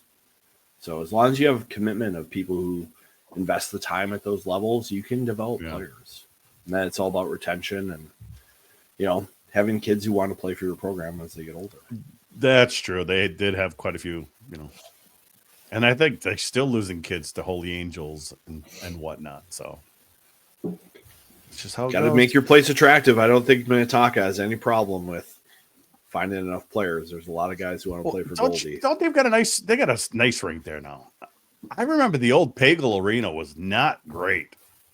So they built the new rink. Gosh, this might have been 7 or 8 years ago. It's attached to it, so you got rink 1 and rink 2. I think the youth program owns rink 2, and the high school owns rink 1. So that's how it kind of works. Yeah, it's nice. You got good shooting areas and stuff like that. A nice gym got built in rink 2 as well. But it's one of, obviously I'm biased, but it's one of my favorite spots to watch a game with the track. What the old rink 2, the old arena? So there's Minnetonka A and B. That is, it's not. Hopkins Youth Hockey might play there, and the girls play there, I think. And then there's Pagel. So Pagel 1 and 2. Okay, so I remember going to a Pagel arena back in the early 90s. Yep. And you were like right on top of the ice. There wasn't much stands, but you were like really close, almost overhanging it. There could be. The track does go right over the ice around it, which it may have been part of that. It's been so long. It's been so long to watch hockey there. So, I believe that's the same Pagel family as Rico Pagel, isn't it? The old Gopher Figs. Yep. Yeah. So Braemar's doing a renovation now too. Yeah, it was in the last election. Yep. Yeah. So what do they have? 3 just like Chris says here, everyone's got the cash, you can do it. Yeah, that's what it's about, right? But also with these associations, it's like they're community hockey still. Like they have their AA team or whatever, but they still have their C teams that they're sponsoring. Mm-hmm. I was just looking at my numbers because someone was asking one of the largest youth programs, and like the last time I checked, Maple Grove, Wayzata, Edina, Minneapolis, White Bear Lake, Minnetonka, Duluth, Stillwater, Rochester, Rosemount, Cottage Grove, Chaska-Chan, Woodbury, Lakeville, Blaine. Those are your top programs. And it's like those programs can support AAs, and then some of those programs have kids who are going private mostly. So it's a big spread. But anytime you can get over 300 kids playing 8U hockey, that's going to be good for your program long term. Yep.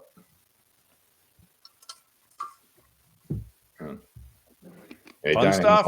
Outdoor ice too, which is always nice. They have no shortage of rinks, and that's what you need. So.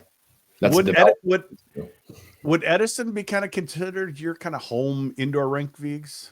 Yep.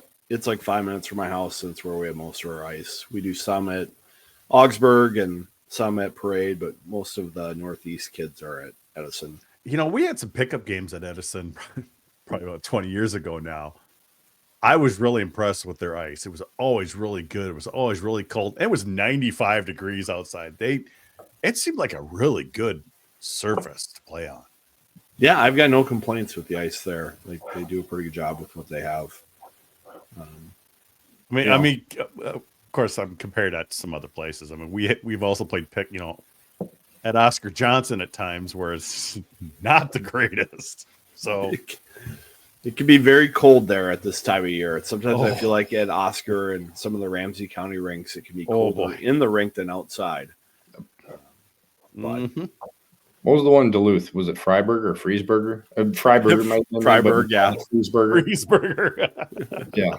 The ice was so hard. Is that Duluth? Yeah. Yeah. The ice was just so hard. Like, hurt. Get your skates sharpened for that one. If you haven't sharpened them in a year, you're going to be in trouble at that rink. Yeah. Oh, that's one of the rinks that I remember that just sucked to play as a kid. Yeah.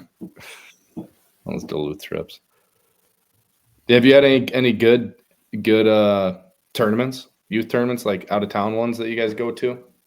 Not really for us so far. I mean, we've just kind of done some standard ones that have been okay. So the coolest thing we did, we got to do a Minnesota Wild Spotlight game last week. Mhm. So we had Wes Walls and Nate Prosser as the celebrity coaches, and I Kevin saw you Gordon on was TV, there. Biggs. I saw you in the background there, kind of. Yeah, they didn't show my pregame speech at all. Yeah, they I was did. kind of disappointed. I was like, I mean, they showed Walls, and you're just kind of standing in the background. what was really funny about the pregame speech is I'd had 3 points for my kids before he came in there, and I was like, okay, angling, we got an angle on the ice, not just on the forecheck or in the neutral zone or D zone. We got an angle all over the ice, no straight lines on our stuff on that. And then our next thing was shift length, talking about that. And the other was like no panic on the puck. It's like, you've got more time than you think. Like, make a good hockey play every time you get the puck. Don't just get rid of it. Wes Walls comes in. He's like, have fun, short shifts, make hockey plays. I'm just like, kids, Coach Vigo knows what he's talking about too. Okay. Hopefully you listen to Wes Walls. But kids had fun. It was pretty cool, though. Yeah, it was almost like a full arena. The other team was. Did your team wear suits too? I mean, some of these kids were wearing suits and stuff for their. Everyone dressed up. Everyone dressed up, so that was good. But yeah, we lost the spotlight game 4-1, but we came back and beat them next night in our district game 2-1. So as my son likes to tell me, that game counted. The other one was basically an exhibition. We didn't know we were playing. We ate lots of pizza. We drank lots of soda before the game. We didn't have time to prep. It was unfair. How's the outdoor ice in the backyard? Not backyard, but across the street. Across the street? Is it pretty good? It's pretty good. It's pretty good. The hockey rink, they flooded it maybe a little too much after the snowfall. So it's taken a little time to recover this week, but the ice is good. We've got good weather this month. We should get a good 4 or 5 weeks of ice at least this year. So hopefully longer. Yeah. Compared to last year, it was just. Last year was like 2 days. Oh. Awful. Jeremy's saying Duluth tourneys were the best. I don't know. I've seen a lot of youth teams when Minnesota's been up in Duluth. There's always so many youth teams when you go up there and when the Gophers are playing up in Duluth. Well, it's a good spot to go for a tourney. So much I fun love for going up parents there. too. Yeah. Yep. I try to keep myself out of the trouble with the tournament stuff as the coach. So Smart man. You don't want to get cornered either. My kid, my 10-year-old needs more playing time. Come on, dude. It's equal playing time, Jack. You've already had to for everyone. You've already had to deal with that too much already, haven't you? It's just it comes with the territory. Yeah. Ugh. I understand it. Like, they're looking out for their kid, and I'm looking out for all the kids. So it's hard. So it's easier when you're in a system. When it was 60 below outside.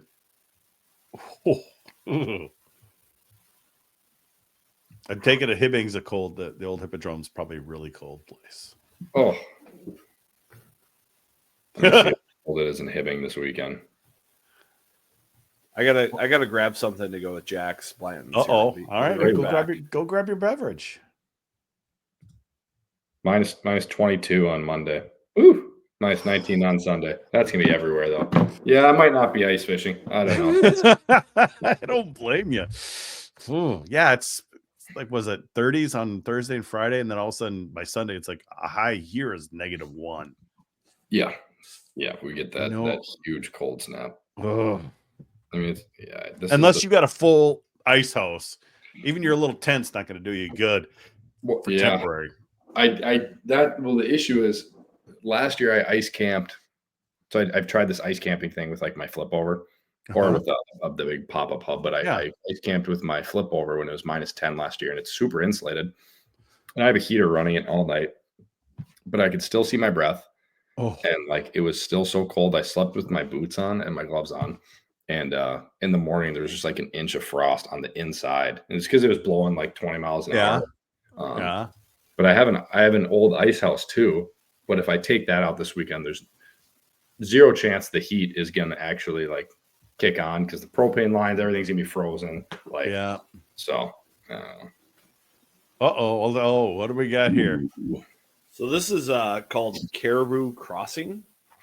So it's another Sazerac product, but it's Canadian whiskey. And it's the first time I've ever gotten one of these.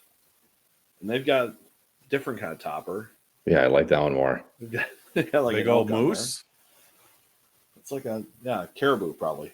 Caribou. No, Crossing. I'm Yes, sorry, it's- I didn't hear the caribou thing. Sorry. So fun little bottle. Very nice. Yeah, good pop. Good pop. Oh, that was a good Little pop. 10 out of 10. You see, I always have to have mine on ice, Vigs. Sweet Canadian whiskey. Delicious. I got these little rocks. This was for Christmas like 2 years ago. I got these little whiskey rocks. Oh, what is that? Yeah. You just we don't have an ice maker in our fridge, so you just have these. Like I have like an 8-pack of these whiskey rocks, and you put them in the freezer, and We they don't chilled it. either. Maybe I should look into that. Yeah, they chilled it really nicely. The thing is, I like ice melting. with Yeah, that's kind of where I know, Vigs, you gave me one of those tasters that's a little bigger than the one you just used. Yeah. And It's a little mini one. And last weekend, I'm like, last Friday night, I sent a picture to Jack Shearhorn and Rossini drinking my sorrows away. And then he sends me a nice drink, whatever. One of many drinks you had. It looked like a nice dinner place or something like Yeah, that. it was Mr. Paul's. I was there for my wife's birthday. Yeah.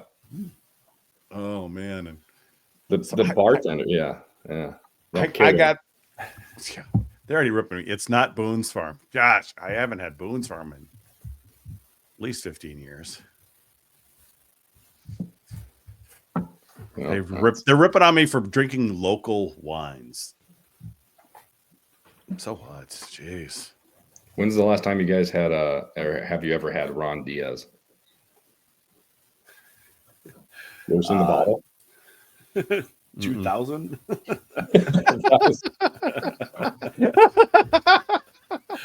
That was my drink of choice in college.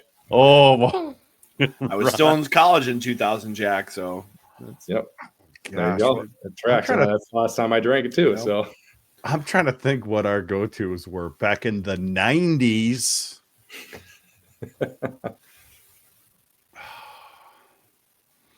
I always liked a good Alabama Slammer back then. What the hell is that? It's just, it tastes like fruit punch, but it's just so loaded with so much alcohol that it hits you like a ton of. You can only drink one because it's too. Yeah, okay, Toms. I saw that. My Bartles. it's very sweet. Bartles and James Zima. I think I've had one Zima in my life.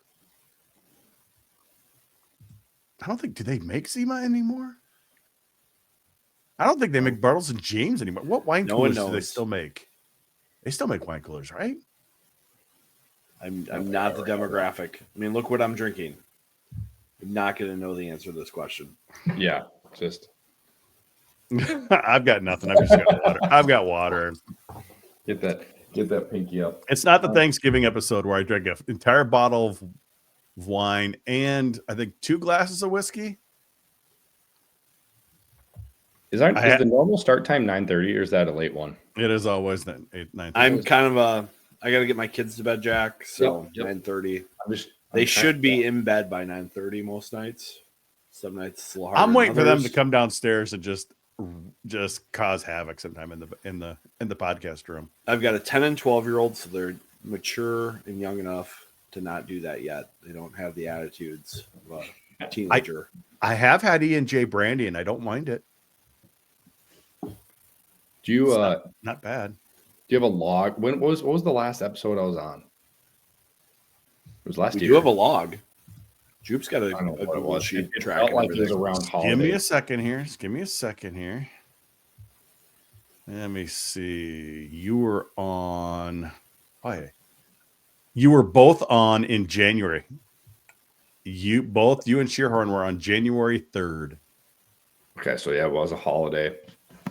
A holiday one. I think I texted you that was it because I was in the house for the last one. I was in an apartment for the one before that. I'm trying to remember which one it was. We got after it in overtime, and I always Uber Eats Taco Bell whenever I'm on here. Oh, I told my wife that too today, and she's like, "Not tonight, not tonight."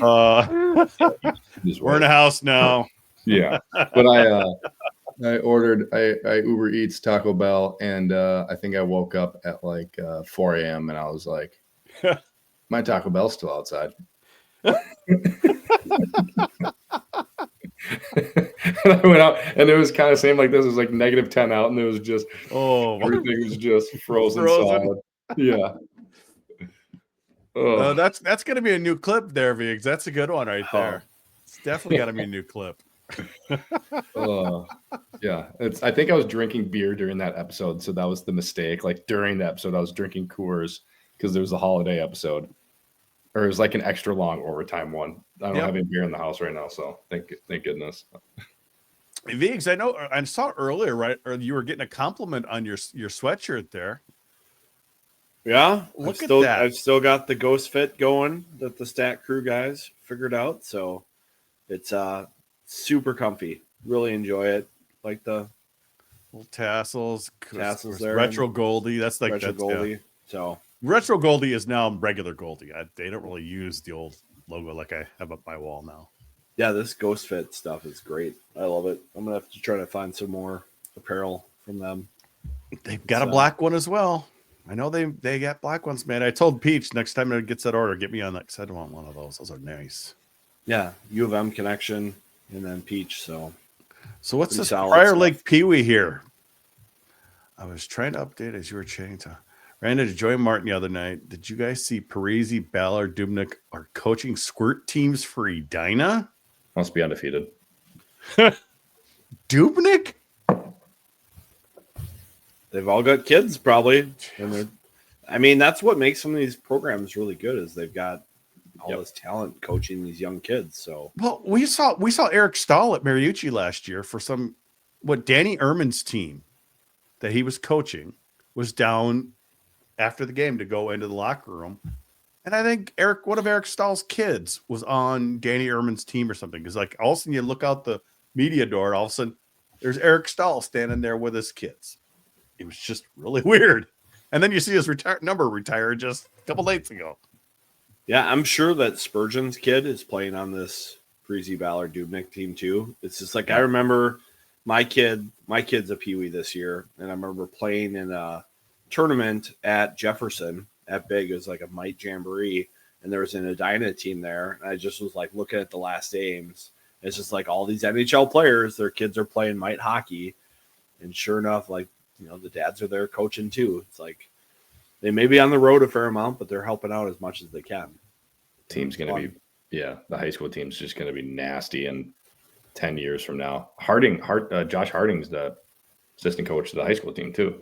Mm-hmm. So they got all these former NHL guys. I mean, look at St. Louis when all those Blues guys. Now they have like 12 kids in the NHL because all those kids were playing on the same team growing up, and good teams, competition and practices breeds good players. So that's why playing time in games doesn't really matter. Parents watching. If your kid's good, they'll get there. Yep. My kid deserves all the time and space. I do not envy coaches. I don't envy referees. No, it's getting so bad.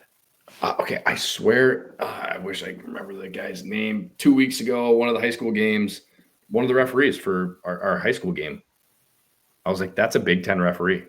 Oh yeah, right. It was. Mm-hmm. I was like, "That guy ref my games." I'm like, "I swear to God." So, I wouldn't doubt it. I know we've seen. There was a guy who was a linesman back in the WCHA who used to ref our adult league games. Take what you can get, man. It's in the middle of the week. They're doing ref 3 or 4 games a night for adult league. Very relaxing. I mean, especially when you're D League like we were. It's like they weren't taking it seriously. They're just out there having fun. I should pick that having up. fun dropping pucks. Yeah, I've been meaning to do that. I remember at least one or two of them were WCHA refs at the time. Yeah, we've had a couple women refs for my 10U games where they come on, they're wearing their WCHA like helmet or tab, and I was like, hey, just to give you a heads up, this is 10U girls hockey. We're not going to be at the pace you're used to. And they're like, oh, what? Still got my WCHA helmet on. Okay. Got the helmet on. Yep. Yeah. Might as well take it. Sure, it pays well. Jack Carlson still refs youth hockey games. I don't think that's the issue. I saw a video that a friend of mine put out. I put on the GPL Facebook page. Just these young refs starting at teens. They just get screamed at, and you're making the wrong call. And it's like, they're just kids. And they're just they're learning the sport. And the parents, the coaches are just ruthless on these people. I bet you see it, Viggs, don't you? Every once in a while, I'll see certain associations where you just know their coach is going to have his mouth in the ear all game. And it's just like they're out there doing the best they can. Yeah, I'm coaching PWC hockey right now. It's like we're getting PWC refs too. Like they are learning everything. I try the best I can as a coach to talk to them either between periods or after the game because I know it's hard. Just as much as I know my kid, when he's on the ice, making a decision as the player's coming in, that's hard. You know, there's a lot going on. You know, they don't have that third person perspective of everything. They're learning as they go.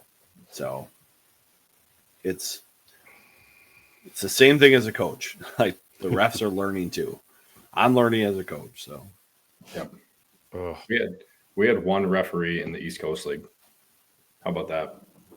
Some of the shit that went on behind the play. Yeah. And just getting mean mug trying to come up the ice and he can't. And like the referee's 20 feet in front of you looking the other way and you're like, help. Help. Aren't there any rules here? Yeah. I've told this story a couple of times in the past, probably not with you around, but Viggs and I played in an adult league game. In those games, they usually just have two referees. One referee was late. So we had one referee. And he literally had a patch on one of his eyes. I'm not kidding. He was a great guy. He'd reffed us so many times. Great guy. Literally, you know, the old joke, you know, one-eyed Willie out there, whatever, one eye on the game for, I want to say the full first period it was, the referee with one eye. And for the rest of the time, every time we saw him, I would just come up to him with just like this, just put my hand over my eye, and he would laugh. But I mean, it just kind of fit the narrative there, Viggs. It was just too funny. Just need somebody to drop pucks, right? So. Oh, were the Taconite jerseys one and done? Looks like Viggs is wearing one of them. No, I'm slighting words. It's what the kids like these days. They love the gray, so I don't know if there's a lot of appetite to keep wearing them, from what I can tell. But they waited almost 2 years for them. Throw them on at Michigan State next weekend. Do them against Michigan State again, or at Michigan. Yeah, it sounds fun as like a color rush game. You know, where the Gophers could wear the gold and Michigan State could wear green, or you know, something. That would be cool. nice. Yeah. Or you see Michigan wear their golds and Gophers wear their grays, you know. I like the 100 year. The 100s were perfect. Those were fantastic. The breezer covers were cool. Mm-hmm. I like those ones. They should have done. I and people can hate me for this. We talked about this. I want a black jersey. So that's what I want. It's close. What they have now is close, but obviously not black. But yeah, I want black. But then again, that's probably looking like an Arizona State. Yeah, away jersey or whatever. But we saw that black jersey with the gray skating goldie that the Gophers got from somebody at the end of the year. Oh, that mock-up somebody made? I thought that was kind of cool looking. I would be on board with a black with a gray vintage goldie, like black, gray, and like white. Black and white type of. Yeah. No color. No color. Black, grays, and whites. I think that would be kind of fun. So, Oh, worst numbers to read ever. sounds like a personal problem. Wear glasses. that. What if? Oh. What if that's Rob? That could be Rob because we know Tom's is here. I remember Ohio State women's team came out at Ritter. Do you guys remember that? They took the penalty. They took penalty. Yeah. Couldn't read the numbers or the names. Those were sweet jerseys. How does that get approved? It didn't. Then that's why. Yeah, that's why. How does that get approved to And I did hear a follow-up on that. They redid the jersey in the offseason so that it could be official and they could wear them. But the first run of it was just can't read any of this stuff. So. Ryan thinks that they should have maybe done the covers, gone with the gold covers on the pants. They could have done something. I don't know. Different to them. There's just a little too much going on. Like I said when they launched, I don't think they were intentional enough with the taconite jersey. They just kind of threw it together. I feel like it could have been cooler had they put a little more thought into it and done something specific and a little more thought out. It felt like it was something that they just threw together, took forever to get here, and then they just won. So, well, we kind of heard that they just kind of threw it out there. They didn't really get permission even.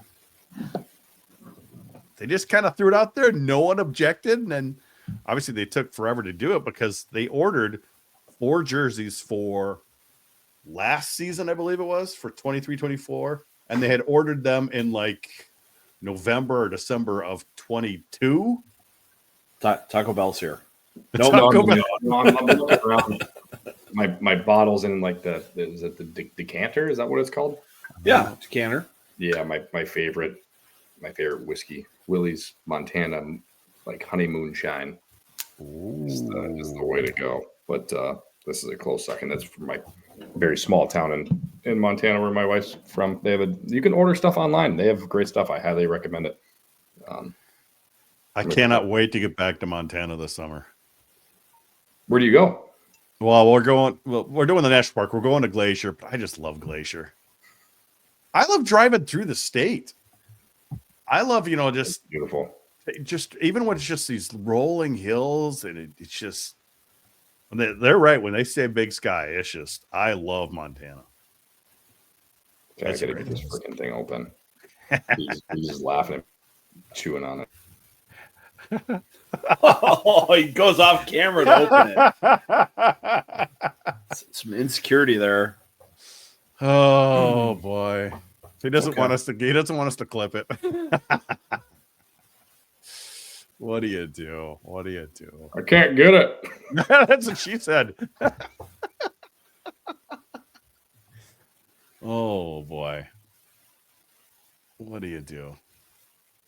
More whiskey apparently for Jack here. I'm out of water, so I'm getting thirsty here. I was wondering if that was the Uber Taco Bell. No, I was looking on Uber Eats because I had to re-download it. I'd never use it. This is the one time. The only time you use it is during the show. And I don't know if you guys ever been to Mr. Santana's Deli, kind of in Dinkytown. I think it's just across the highway, just across the bridge over there. Yep. I went to the place once in college, but I would always order it. And they have great sandwiches and burgers and stuff like that. But cheese fries. I saw it on there and I was like, ooh, I haven't got that since college. I need to do that. And I need to make a stop at Mesa Pizza as well. So, yeah. I'm still missing campus pizza. It just tastes that spicy special and I miss it. When did that one go? See, Santana's the best drunk food. Yeah, well, that's why. Yeah. It was like the after bar. It was like the pre-after bar meetup spot with Santana's. Like bars would close, you go to Santana's, you get some food, and you figure out where the after bar party was going to be. Yep. In that area. Where are we going? That was the campus life back then. And then you show up at the after bar and people are doing quarters with Ian J. Brandy, and you're just like, "Whoa, this is the professionals game here." I'm not getting involved with that. Oh, jeez. God. Now I got a question for you guys. Back to hockey question. Right. The Big Ten regular season. What do you think about that? Curious, because it's kind of close. Ohio's moved back into it, and everybody else is out of it. So it's kind of like a 3-team race. But that one shootout loss really hurt. It's in at 27 compared to 28. I have a hard time seeing Michigan State running the table. Like, there's going to be openings in the last 12 games for Minnesota to catch up. I mean, if they're going to overtime with Penn State's the bottom team in the Big Ten, right, Jack? Yes, correct. So, like, Notre Dame is not far behind. No, 7 and 9. That's and they beat Michigan the other night. Like, stuff's going to happen in this league where, you know, teams are going to drop games you don't expect. So I don't think it's like you have to run the table. I think you have to take care of business, especially at home, like Minnesota with Notre Dame this weekend. If you want to win the conference, you can't drop points to a team like that. But on the road, you know, things like that are going to happen, I think. But I mean, look at that. You know, Notre Dame's got 2 more games than Penn State. They're only up by 2 points. So last place is not far for Notre Dame right now. And I do think Bob wouldn't mind finishing second. I don't think he cares about the incentive. He wants to play the games. He wants to keep playing rather than have the bye week. interesting. Yeah, because that bye week is it's weird because you're off for a week and then you come back, you play 1 game, and then you might play another 1 game the following week. But last year, you know, you lose that, you know, 1 game. What doesn't make sense to me at all is it's just the first round is a 3-game series, right? Mm-hmm. Correct. Why the hell are we doing this? Make the championship a 3-game series.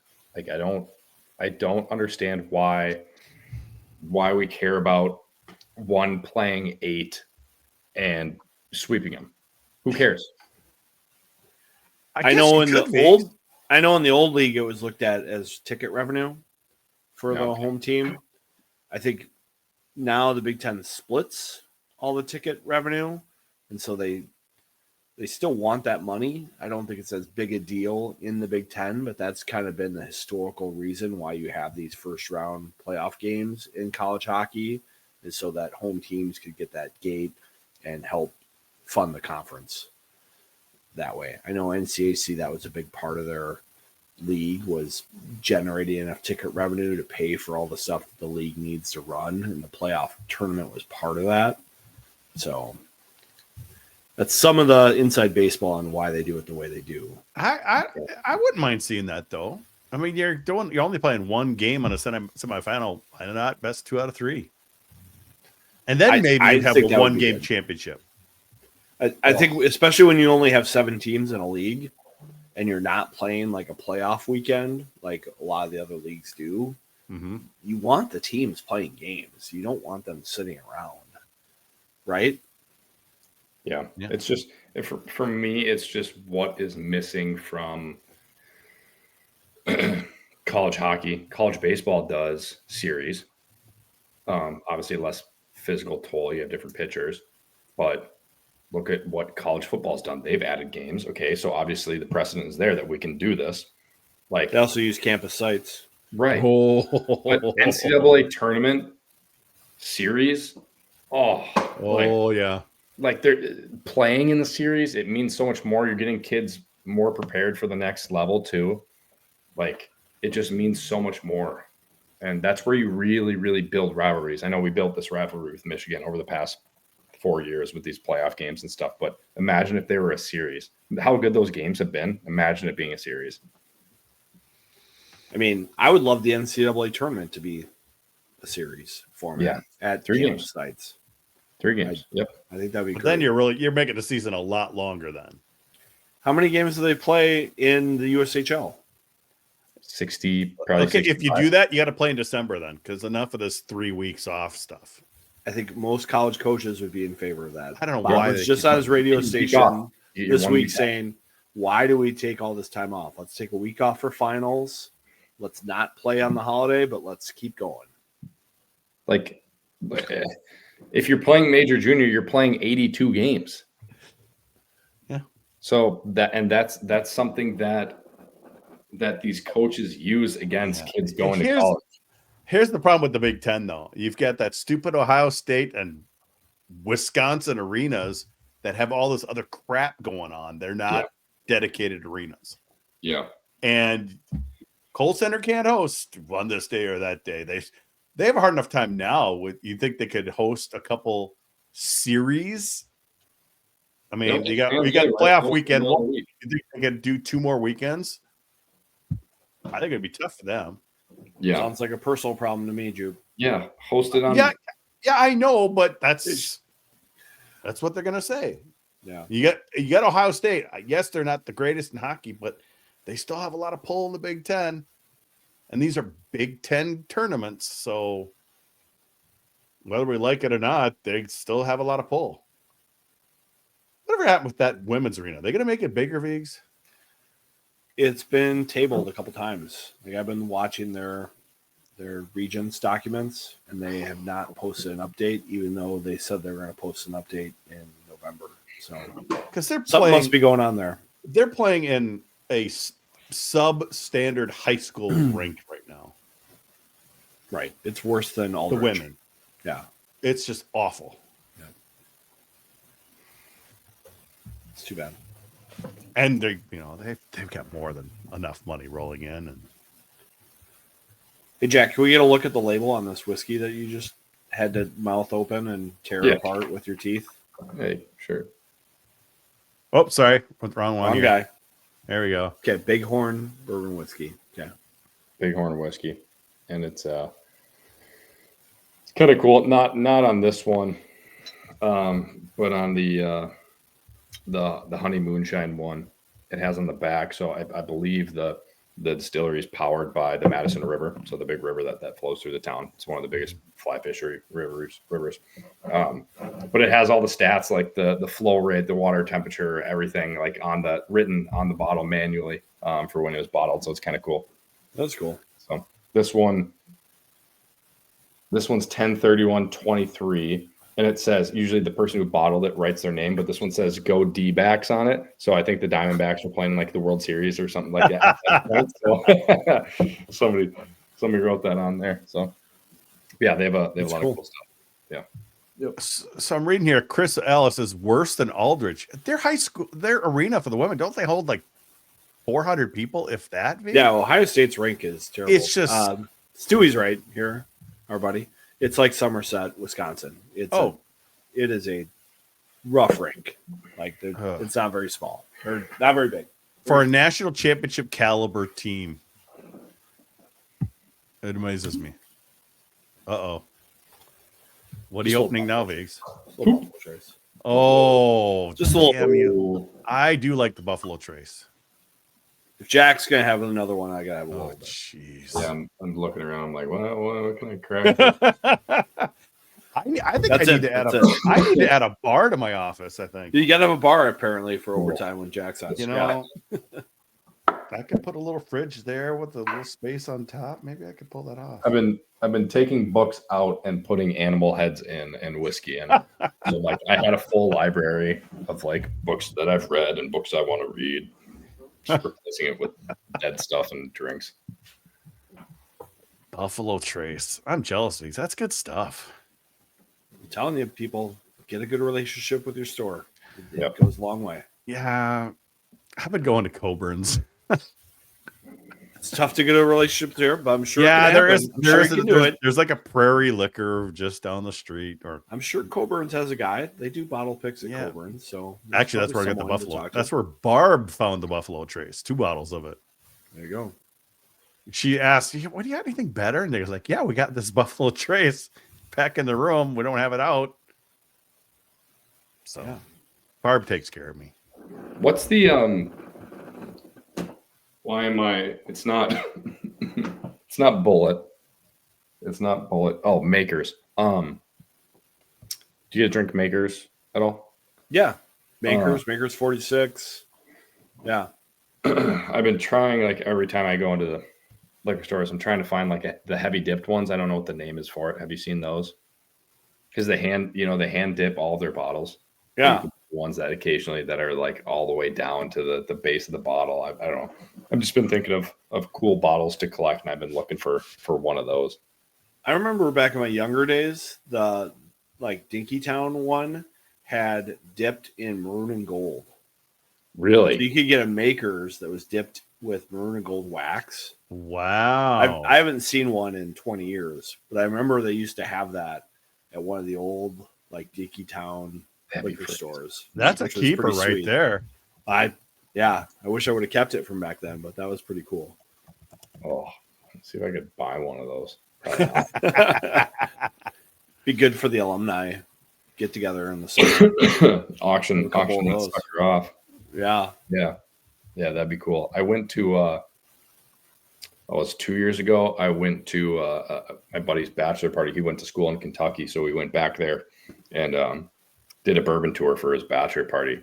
And we did Woodford, we did Bullet, Castle and Key, and like one other one. But it was pretty cool to see how this stuff is made and yada yada yada. It's pretty fancy. It's a good dude's trip. I get to go in May and pick a barrel. So.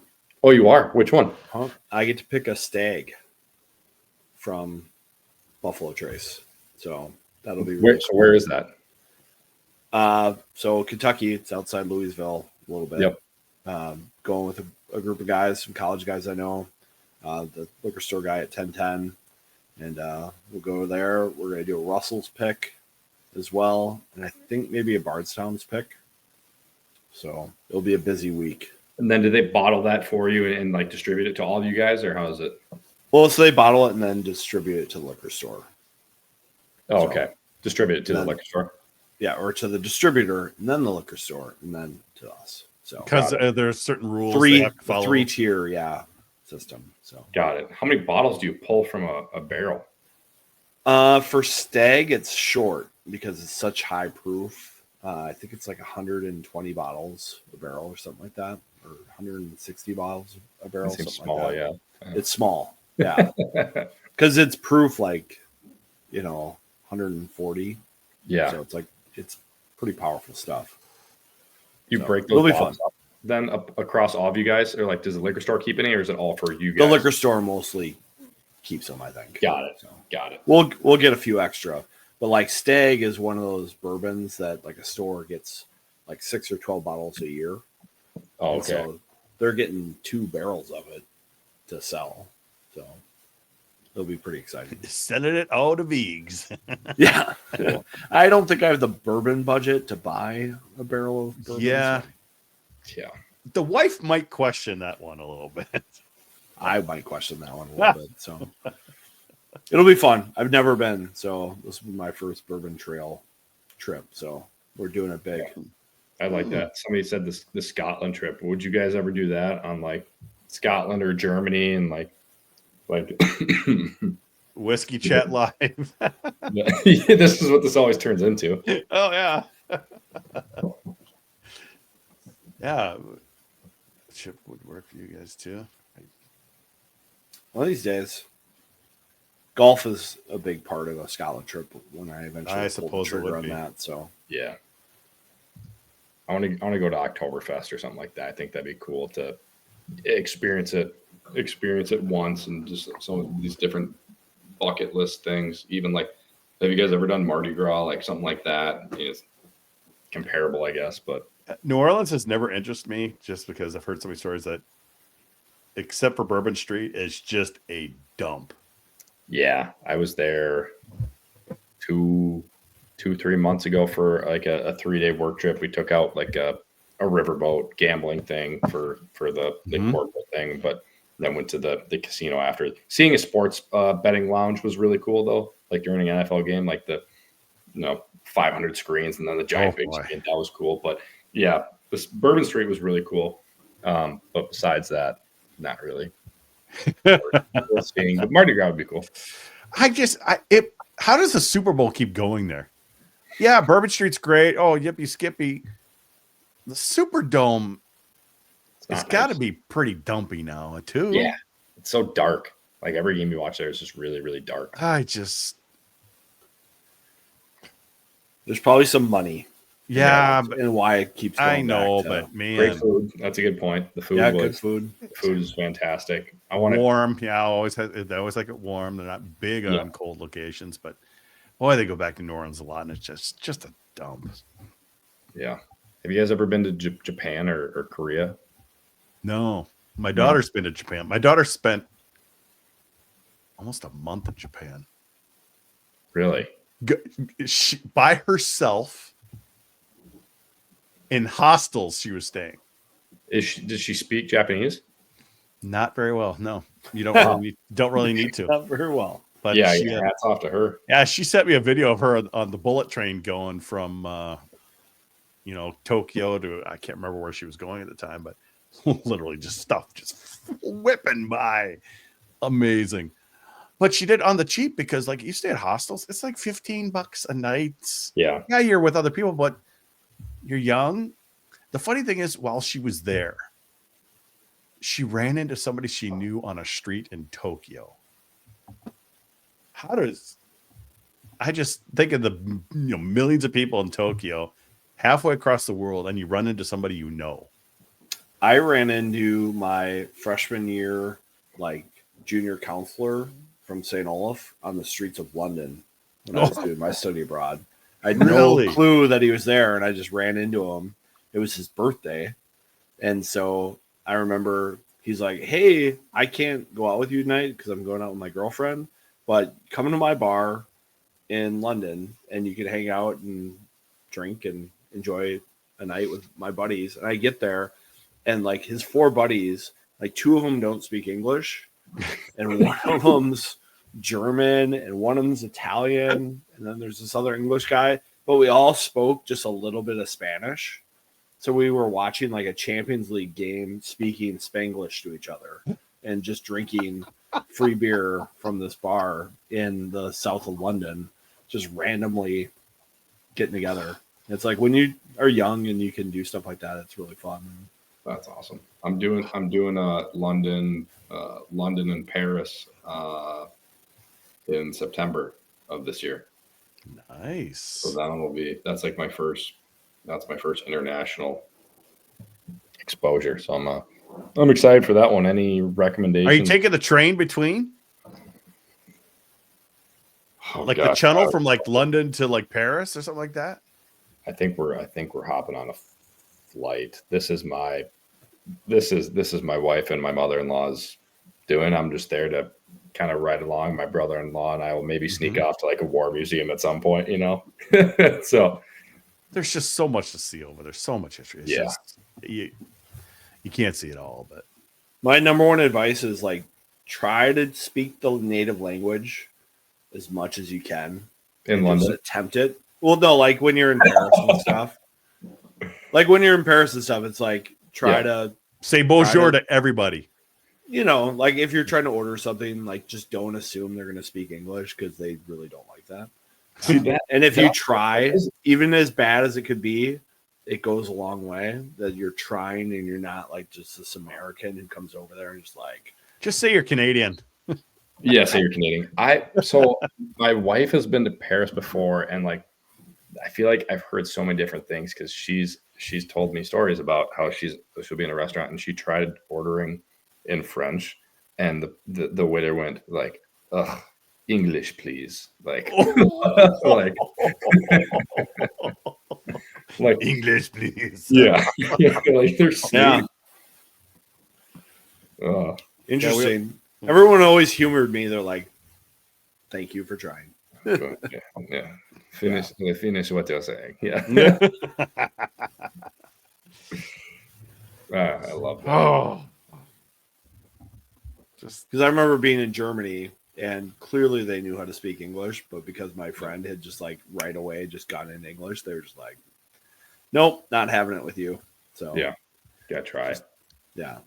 So Yeah, I get the only French I know is French Canadian from like Jacques Lemaire and Mario Tremblay and them swearing. So like I have 8 words, that I'll be able to throw out and I get slapped by somebody. That's about it. Bonjour, and just start swearing at him. There you go. Yeah, yeah. That'll get you. This is all I heard growing up. Mm-hmm. I'm French Canadian. Yeah, they're a different breed. Did you do any like study abroad stuff when you were in school? I know like every once in a while guys take that month or two where it seems like everybody does like a study abroad type thing. Yeah, no, a lot of guys did. I unfortunately never did. I did my summer classes and then my May term. I always did my May term classes. So like my senior year, I didn't really have really much to do, but that's one of the things I regret not doing that. And then I wish I would have gone and played in Europe, for a year at least. My wife still tells me like, let's do it. Let's rent out the house for a year and like, let's go do it. Cause I'm sure I could go find a league, to go play in next year. I probably have like 1 or 2 more years before I can say that I can't say I can do that. Time's ticking, Jack. You got to figure this out. Well, wait till after the Vail weekend before making any big yeah. That will be like I go to men's league on Monday. I'm like, yeah, I still got it. Yeah, still got it. Yeah, it'll probably be a quick wake. I mean, I'll get hit once and be like, F this, done. Or is there going to be a switch or a wire that crosses, and all of a sudden, it's going to be vintage Jack? Oh, yeah.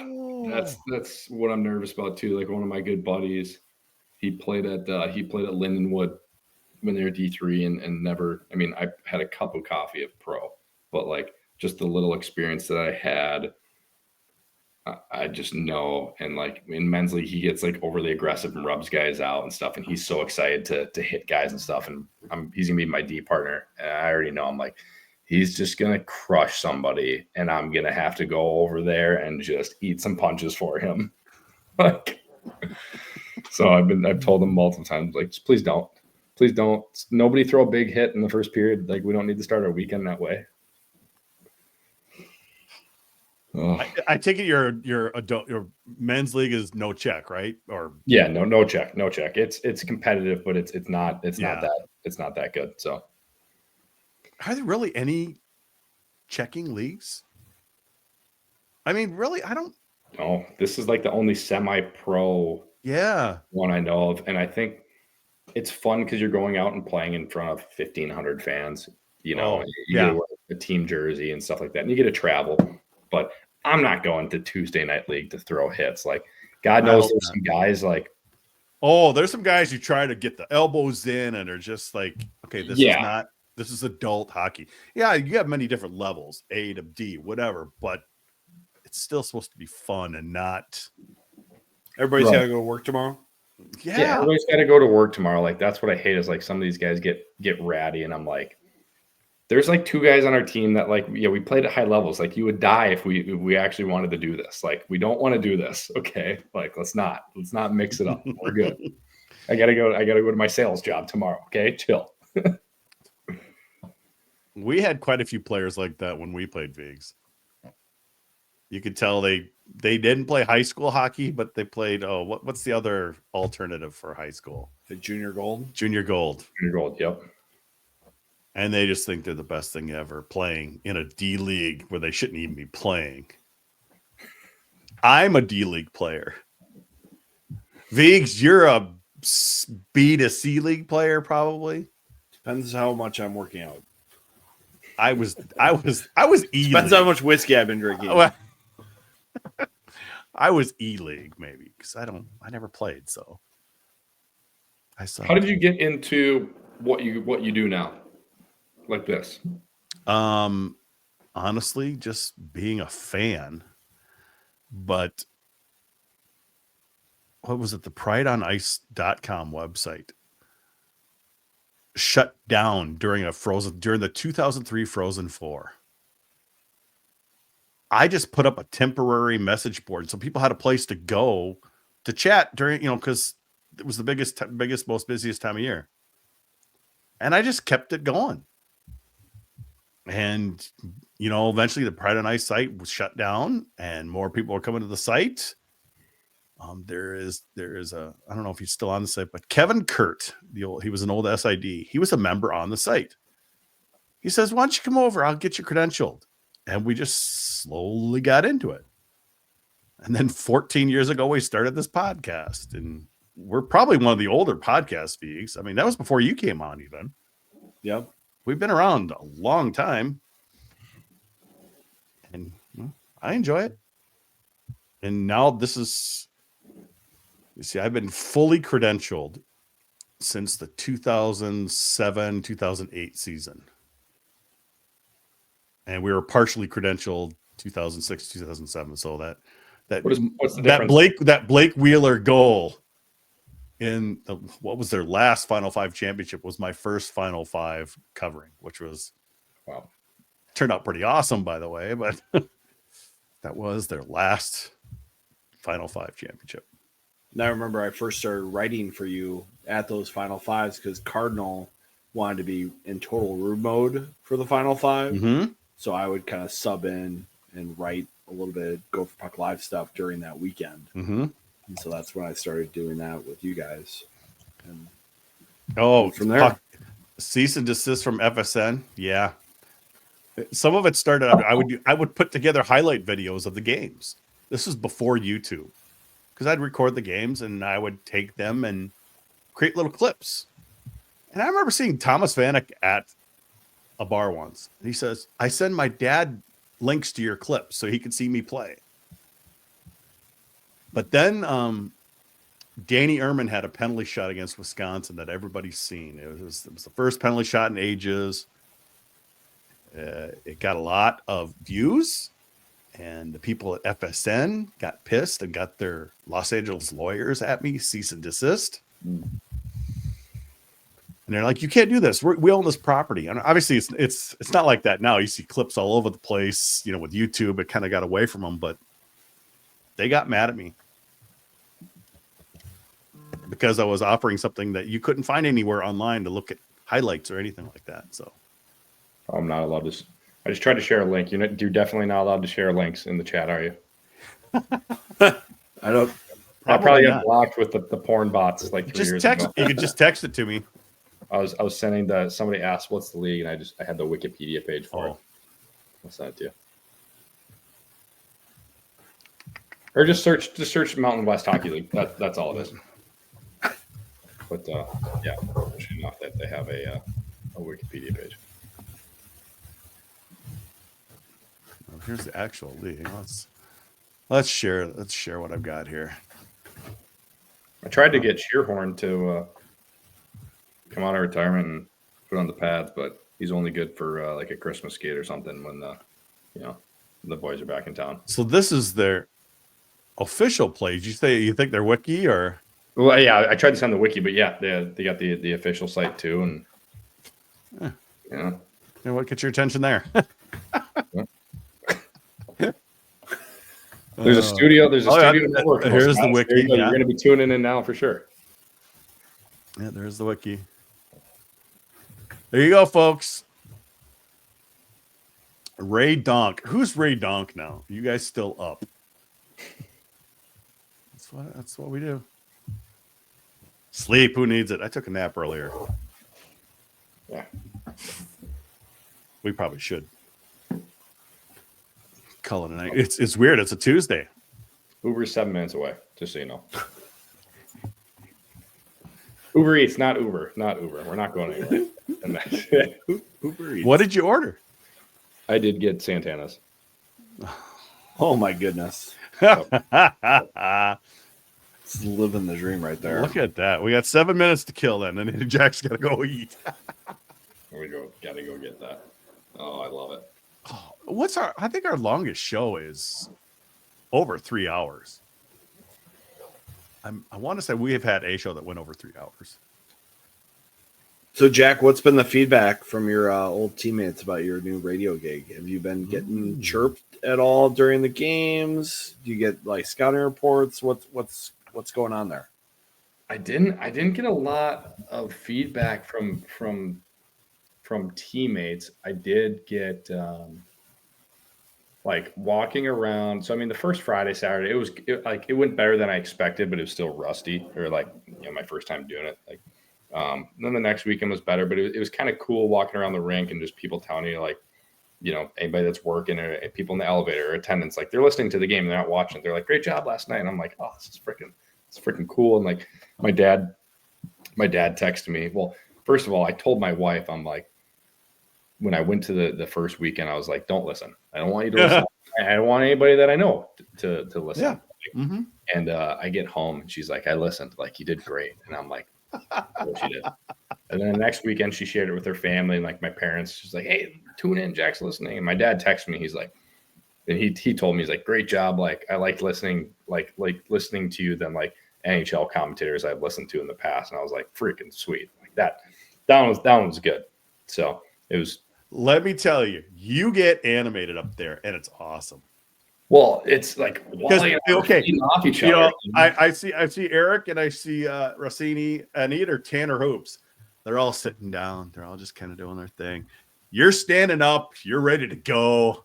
I think we need a camera on you for the game. Well, you were up there snapping photos of me in like the third period. I don't think I got anything. I don't think I did take any while you were animated. Yeah, I'm trying to stay dialed in. It's pretty close. But yeah, I'll do it this way. I'll just come up real close. Yeah.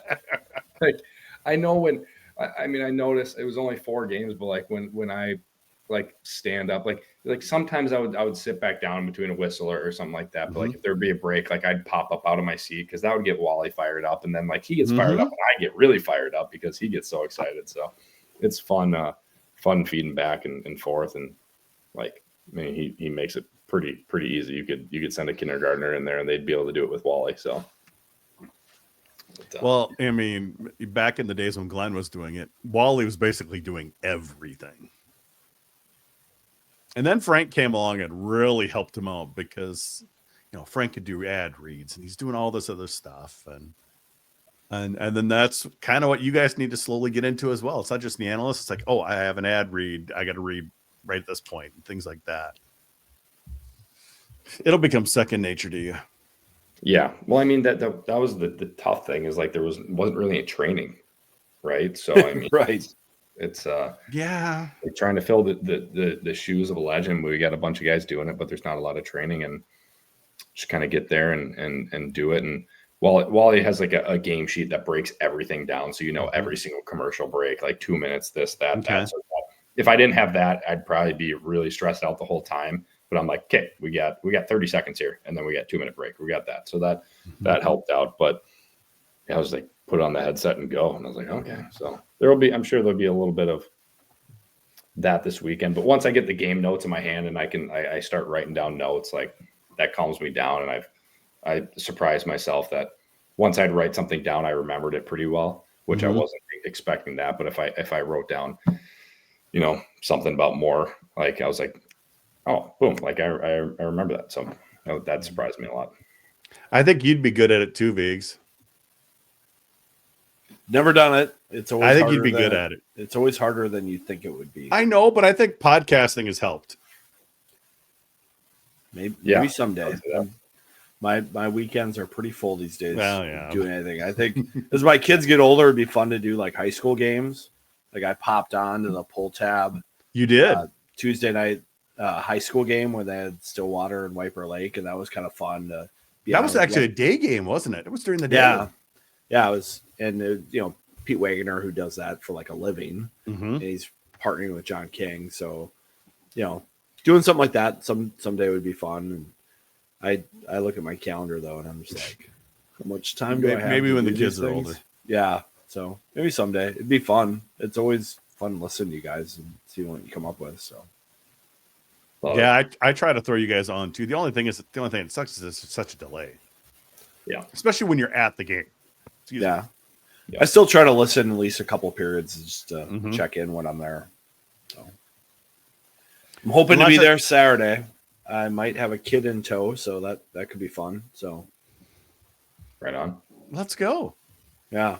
You brought him down to the media availability not too long ago. That was great. Yeah, he was like, Dad, can we do that again sometime? I was like, I don't want to abuse it, but maybe. So it was a fun experience for him. So Speaking of Frank, you playing on retirement to your show? I don't think Frank would want to come on. He's retired now. He's enjoying it. He is. He did come out a couple weeks ago with us. It was nice to see him. It was a fun night. It was one of those Saturday nights. The Saturday nights are great now because, obviously the game starts at 5. We're we're having a meal at a normal hour and not much later. It's like a lot of times we're going home at 10 o'clock instead of midnight. So I'm kind of liking these early Saturday games, except for 2 weeks ago when they had a bunch of other stuff going on at the same time and getting in was a bitch. Are you going to head out there? Or are you going to be there Saturday night after? Mm-hmm. Gosh, I think it's my last scheduled one of the year. I probably should boot the ice fishing with the -20 and go out with the guys. that's a tough environment unless you have a really good setup. Yeah. No, There'll be other ice fishing days. I'm prepared for it. Like my wife got me a -20 sleeping bag this year for the ice camping and stuff. Jeez. I wanted to do that in like a cooktop thing to cook. So I'm dialed in, but it's tough to Man. Yeah. I must say you gave me some great insight. We were the last game you called. Well, actually, it was the Friday game. Renzel took one off the knee. I'm like, he could barely get off the ice, and you kind of pulled me aside. You goes, it's not so bad as you think. It's like the worst pain when you get hit there, but you recover from it so quickly. Because when he went off, I'm like, oh, did we just lose Renzel for a couple months? Because he literally could not put any weight on it. Yeah, it's a weird and thing. I love that insight because you've been there. You're like, you know what? He'll probably be back the next night. I'm like, are you kidding me? And sure enough, it's exactly what happened. Yeah, it sucks getting one off the knee. There is no like it's the thinnest half-inch layer of just foam on the side. Right out on the side, yeah. Yeah. So I mean, and like you'd think they'd change that, but that would affect your mobility and whatever. But you think about that because dropping one knee is such a common shot block thing. But yeah, it's like top 5 worst pains I've ever had in my life. So knock on wood, like fortunate that's the worst thing. But does it suck? Hopefully that doesn't happen in Vail. Yeah, you want well. We won't be blocking shots, so I gotta go buy a nut cup too. I don't wear one in men's league. But the thing is, like when you're standing, your hockey pants and your knee pads they cover you well. But yeah, when you go down, your pants come up, knee goes down. There's a space even in front and on the sides. It's pretty exposed. Ew. Yeah, that laying down for block shots and like a bad habit I always have, and tons of kids do. Like the art of shot blocking, we're losing it anyway. But a lot of times I'd go out with my palm open, and you got to teach kids from a young age keep your palm closed back. So because kids is actually protected on the. You're not fielding a ground ball. Nail. I even can see that. No, it's not even that one. I don't even know why I'm pointing at them. This one, look at it's kind of gross. There's no nail. Like it's ow. That's a puck that like. So gloves don't do the best for you at the end of the day, anyways. When it's like an 80 mile an hour, especially on this side. But this side should offer some. I mean, it's padded on that side, but yeah. And like defensemen, at least in the coast, I had like extra. It's like an armor plate that goes on the back side of your glove too. Okay. So it's like a legit like armor plate. And then if you take a close look, they're getting better now, but if you take a close look at guys' skates, they have the shot blockers and stuff, like that. Yeah, are they wearing I noticed them a couple of years ago, more of those like plastic type of covers. Are they more integrated in the skates now? Or I guess maybe I haven't looked, but yeah, they're molds that you actually stick on to the sides of the skates now. And they're way more sleek because you could definitely like the plastic ones you could clip your feet on. I think those ones probably do offer a lot more protection, but they're ugly, they're clumsy, and I think you can trip yourself on them. So yeah, as you get like into a deep turn, they often clip the ice. Exactly. I see. Yep. All right, my Santana is sitting at there my you door. Go. Yep. Just hold on a second though. Go get your Santanas. But stay online. We're gonna end the show, but we need your video to upload. So don't go anywhere. There you go. That's exactly what we need him to do. Hungry man. He is. Thanks Oh, everybody good. for hanging out. 5:30. That's pretty sweet. Yeah, that is. Good night, folks. We'll catch you next week.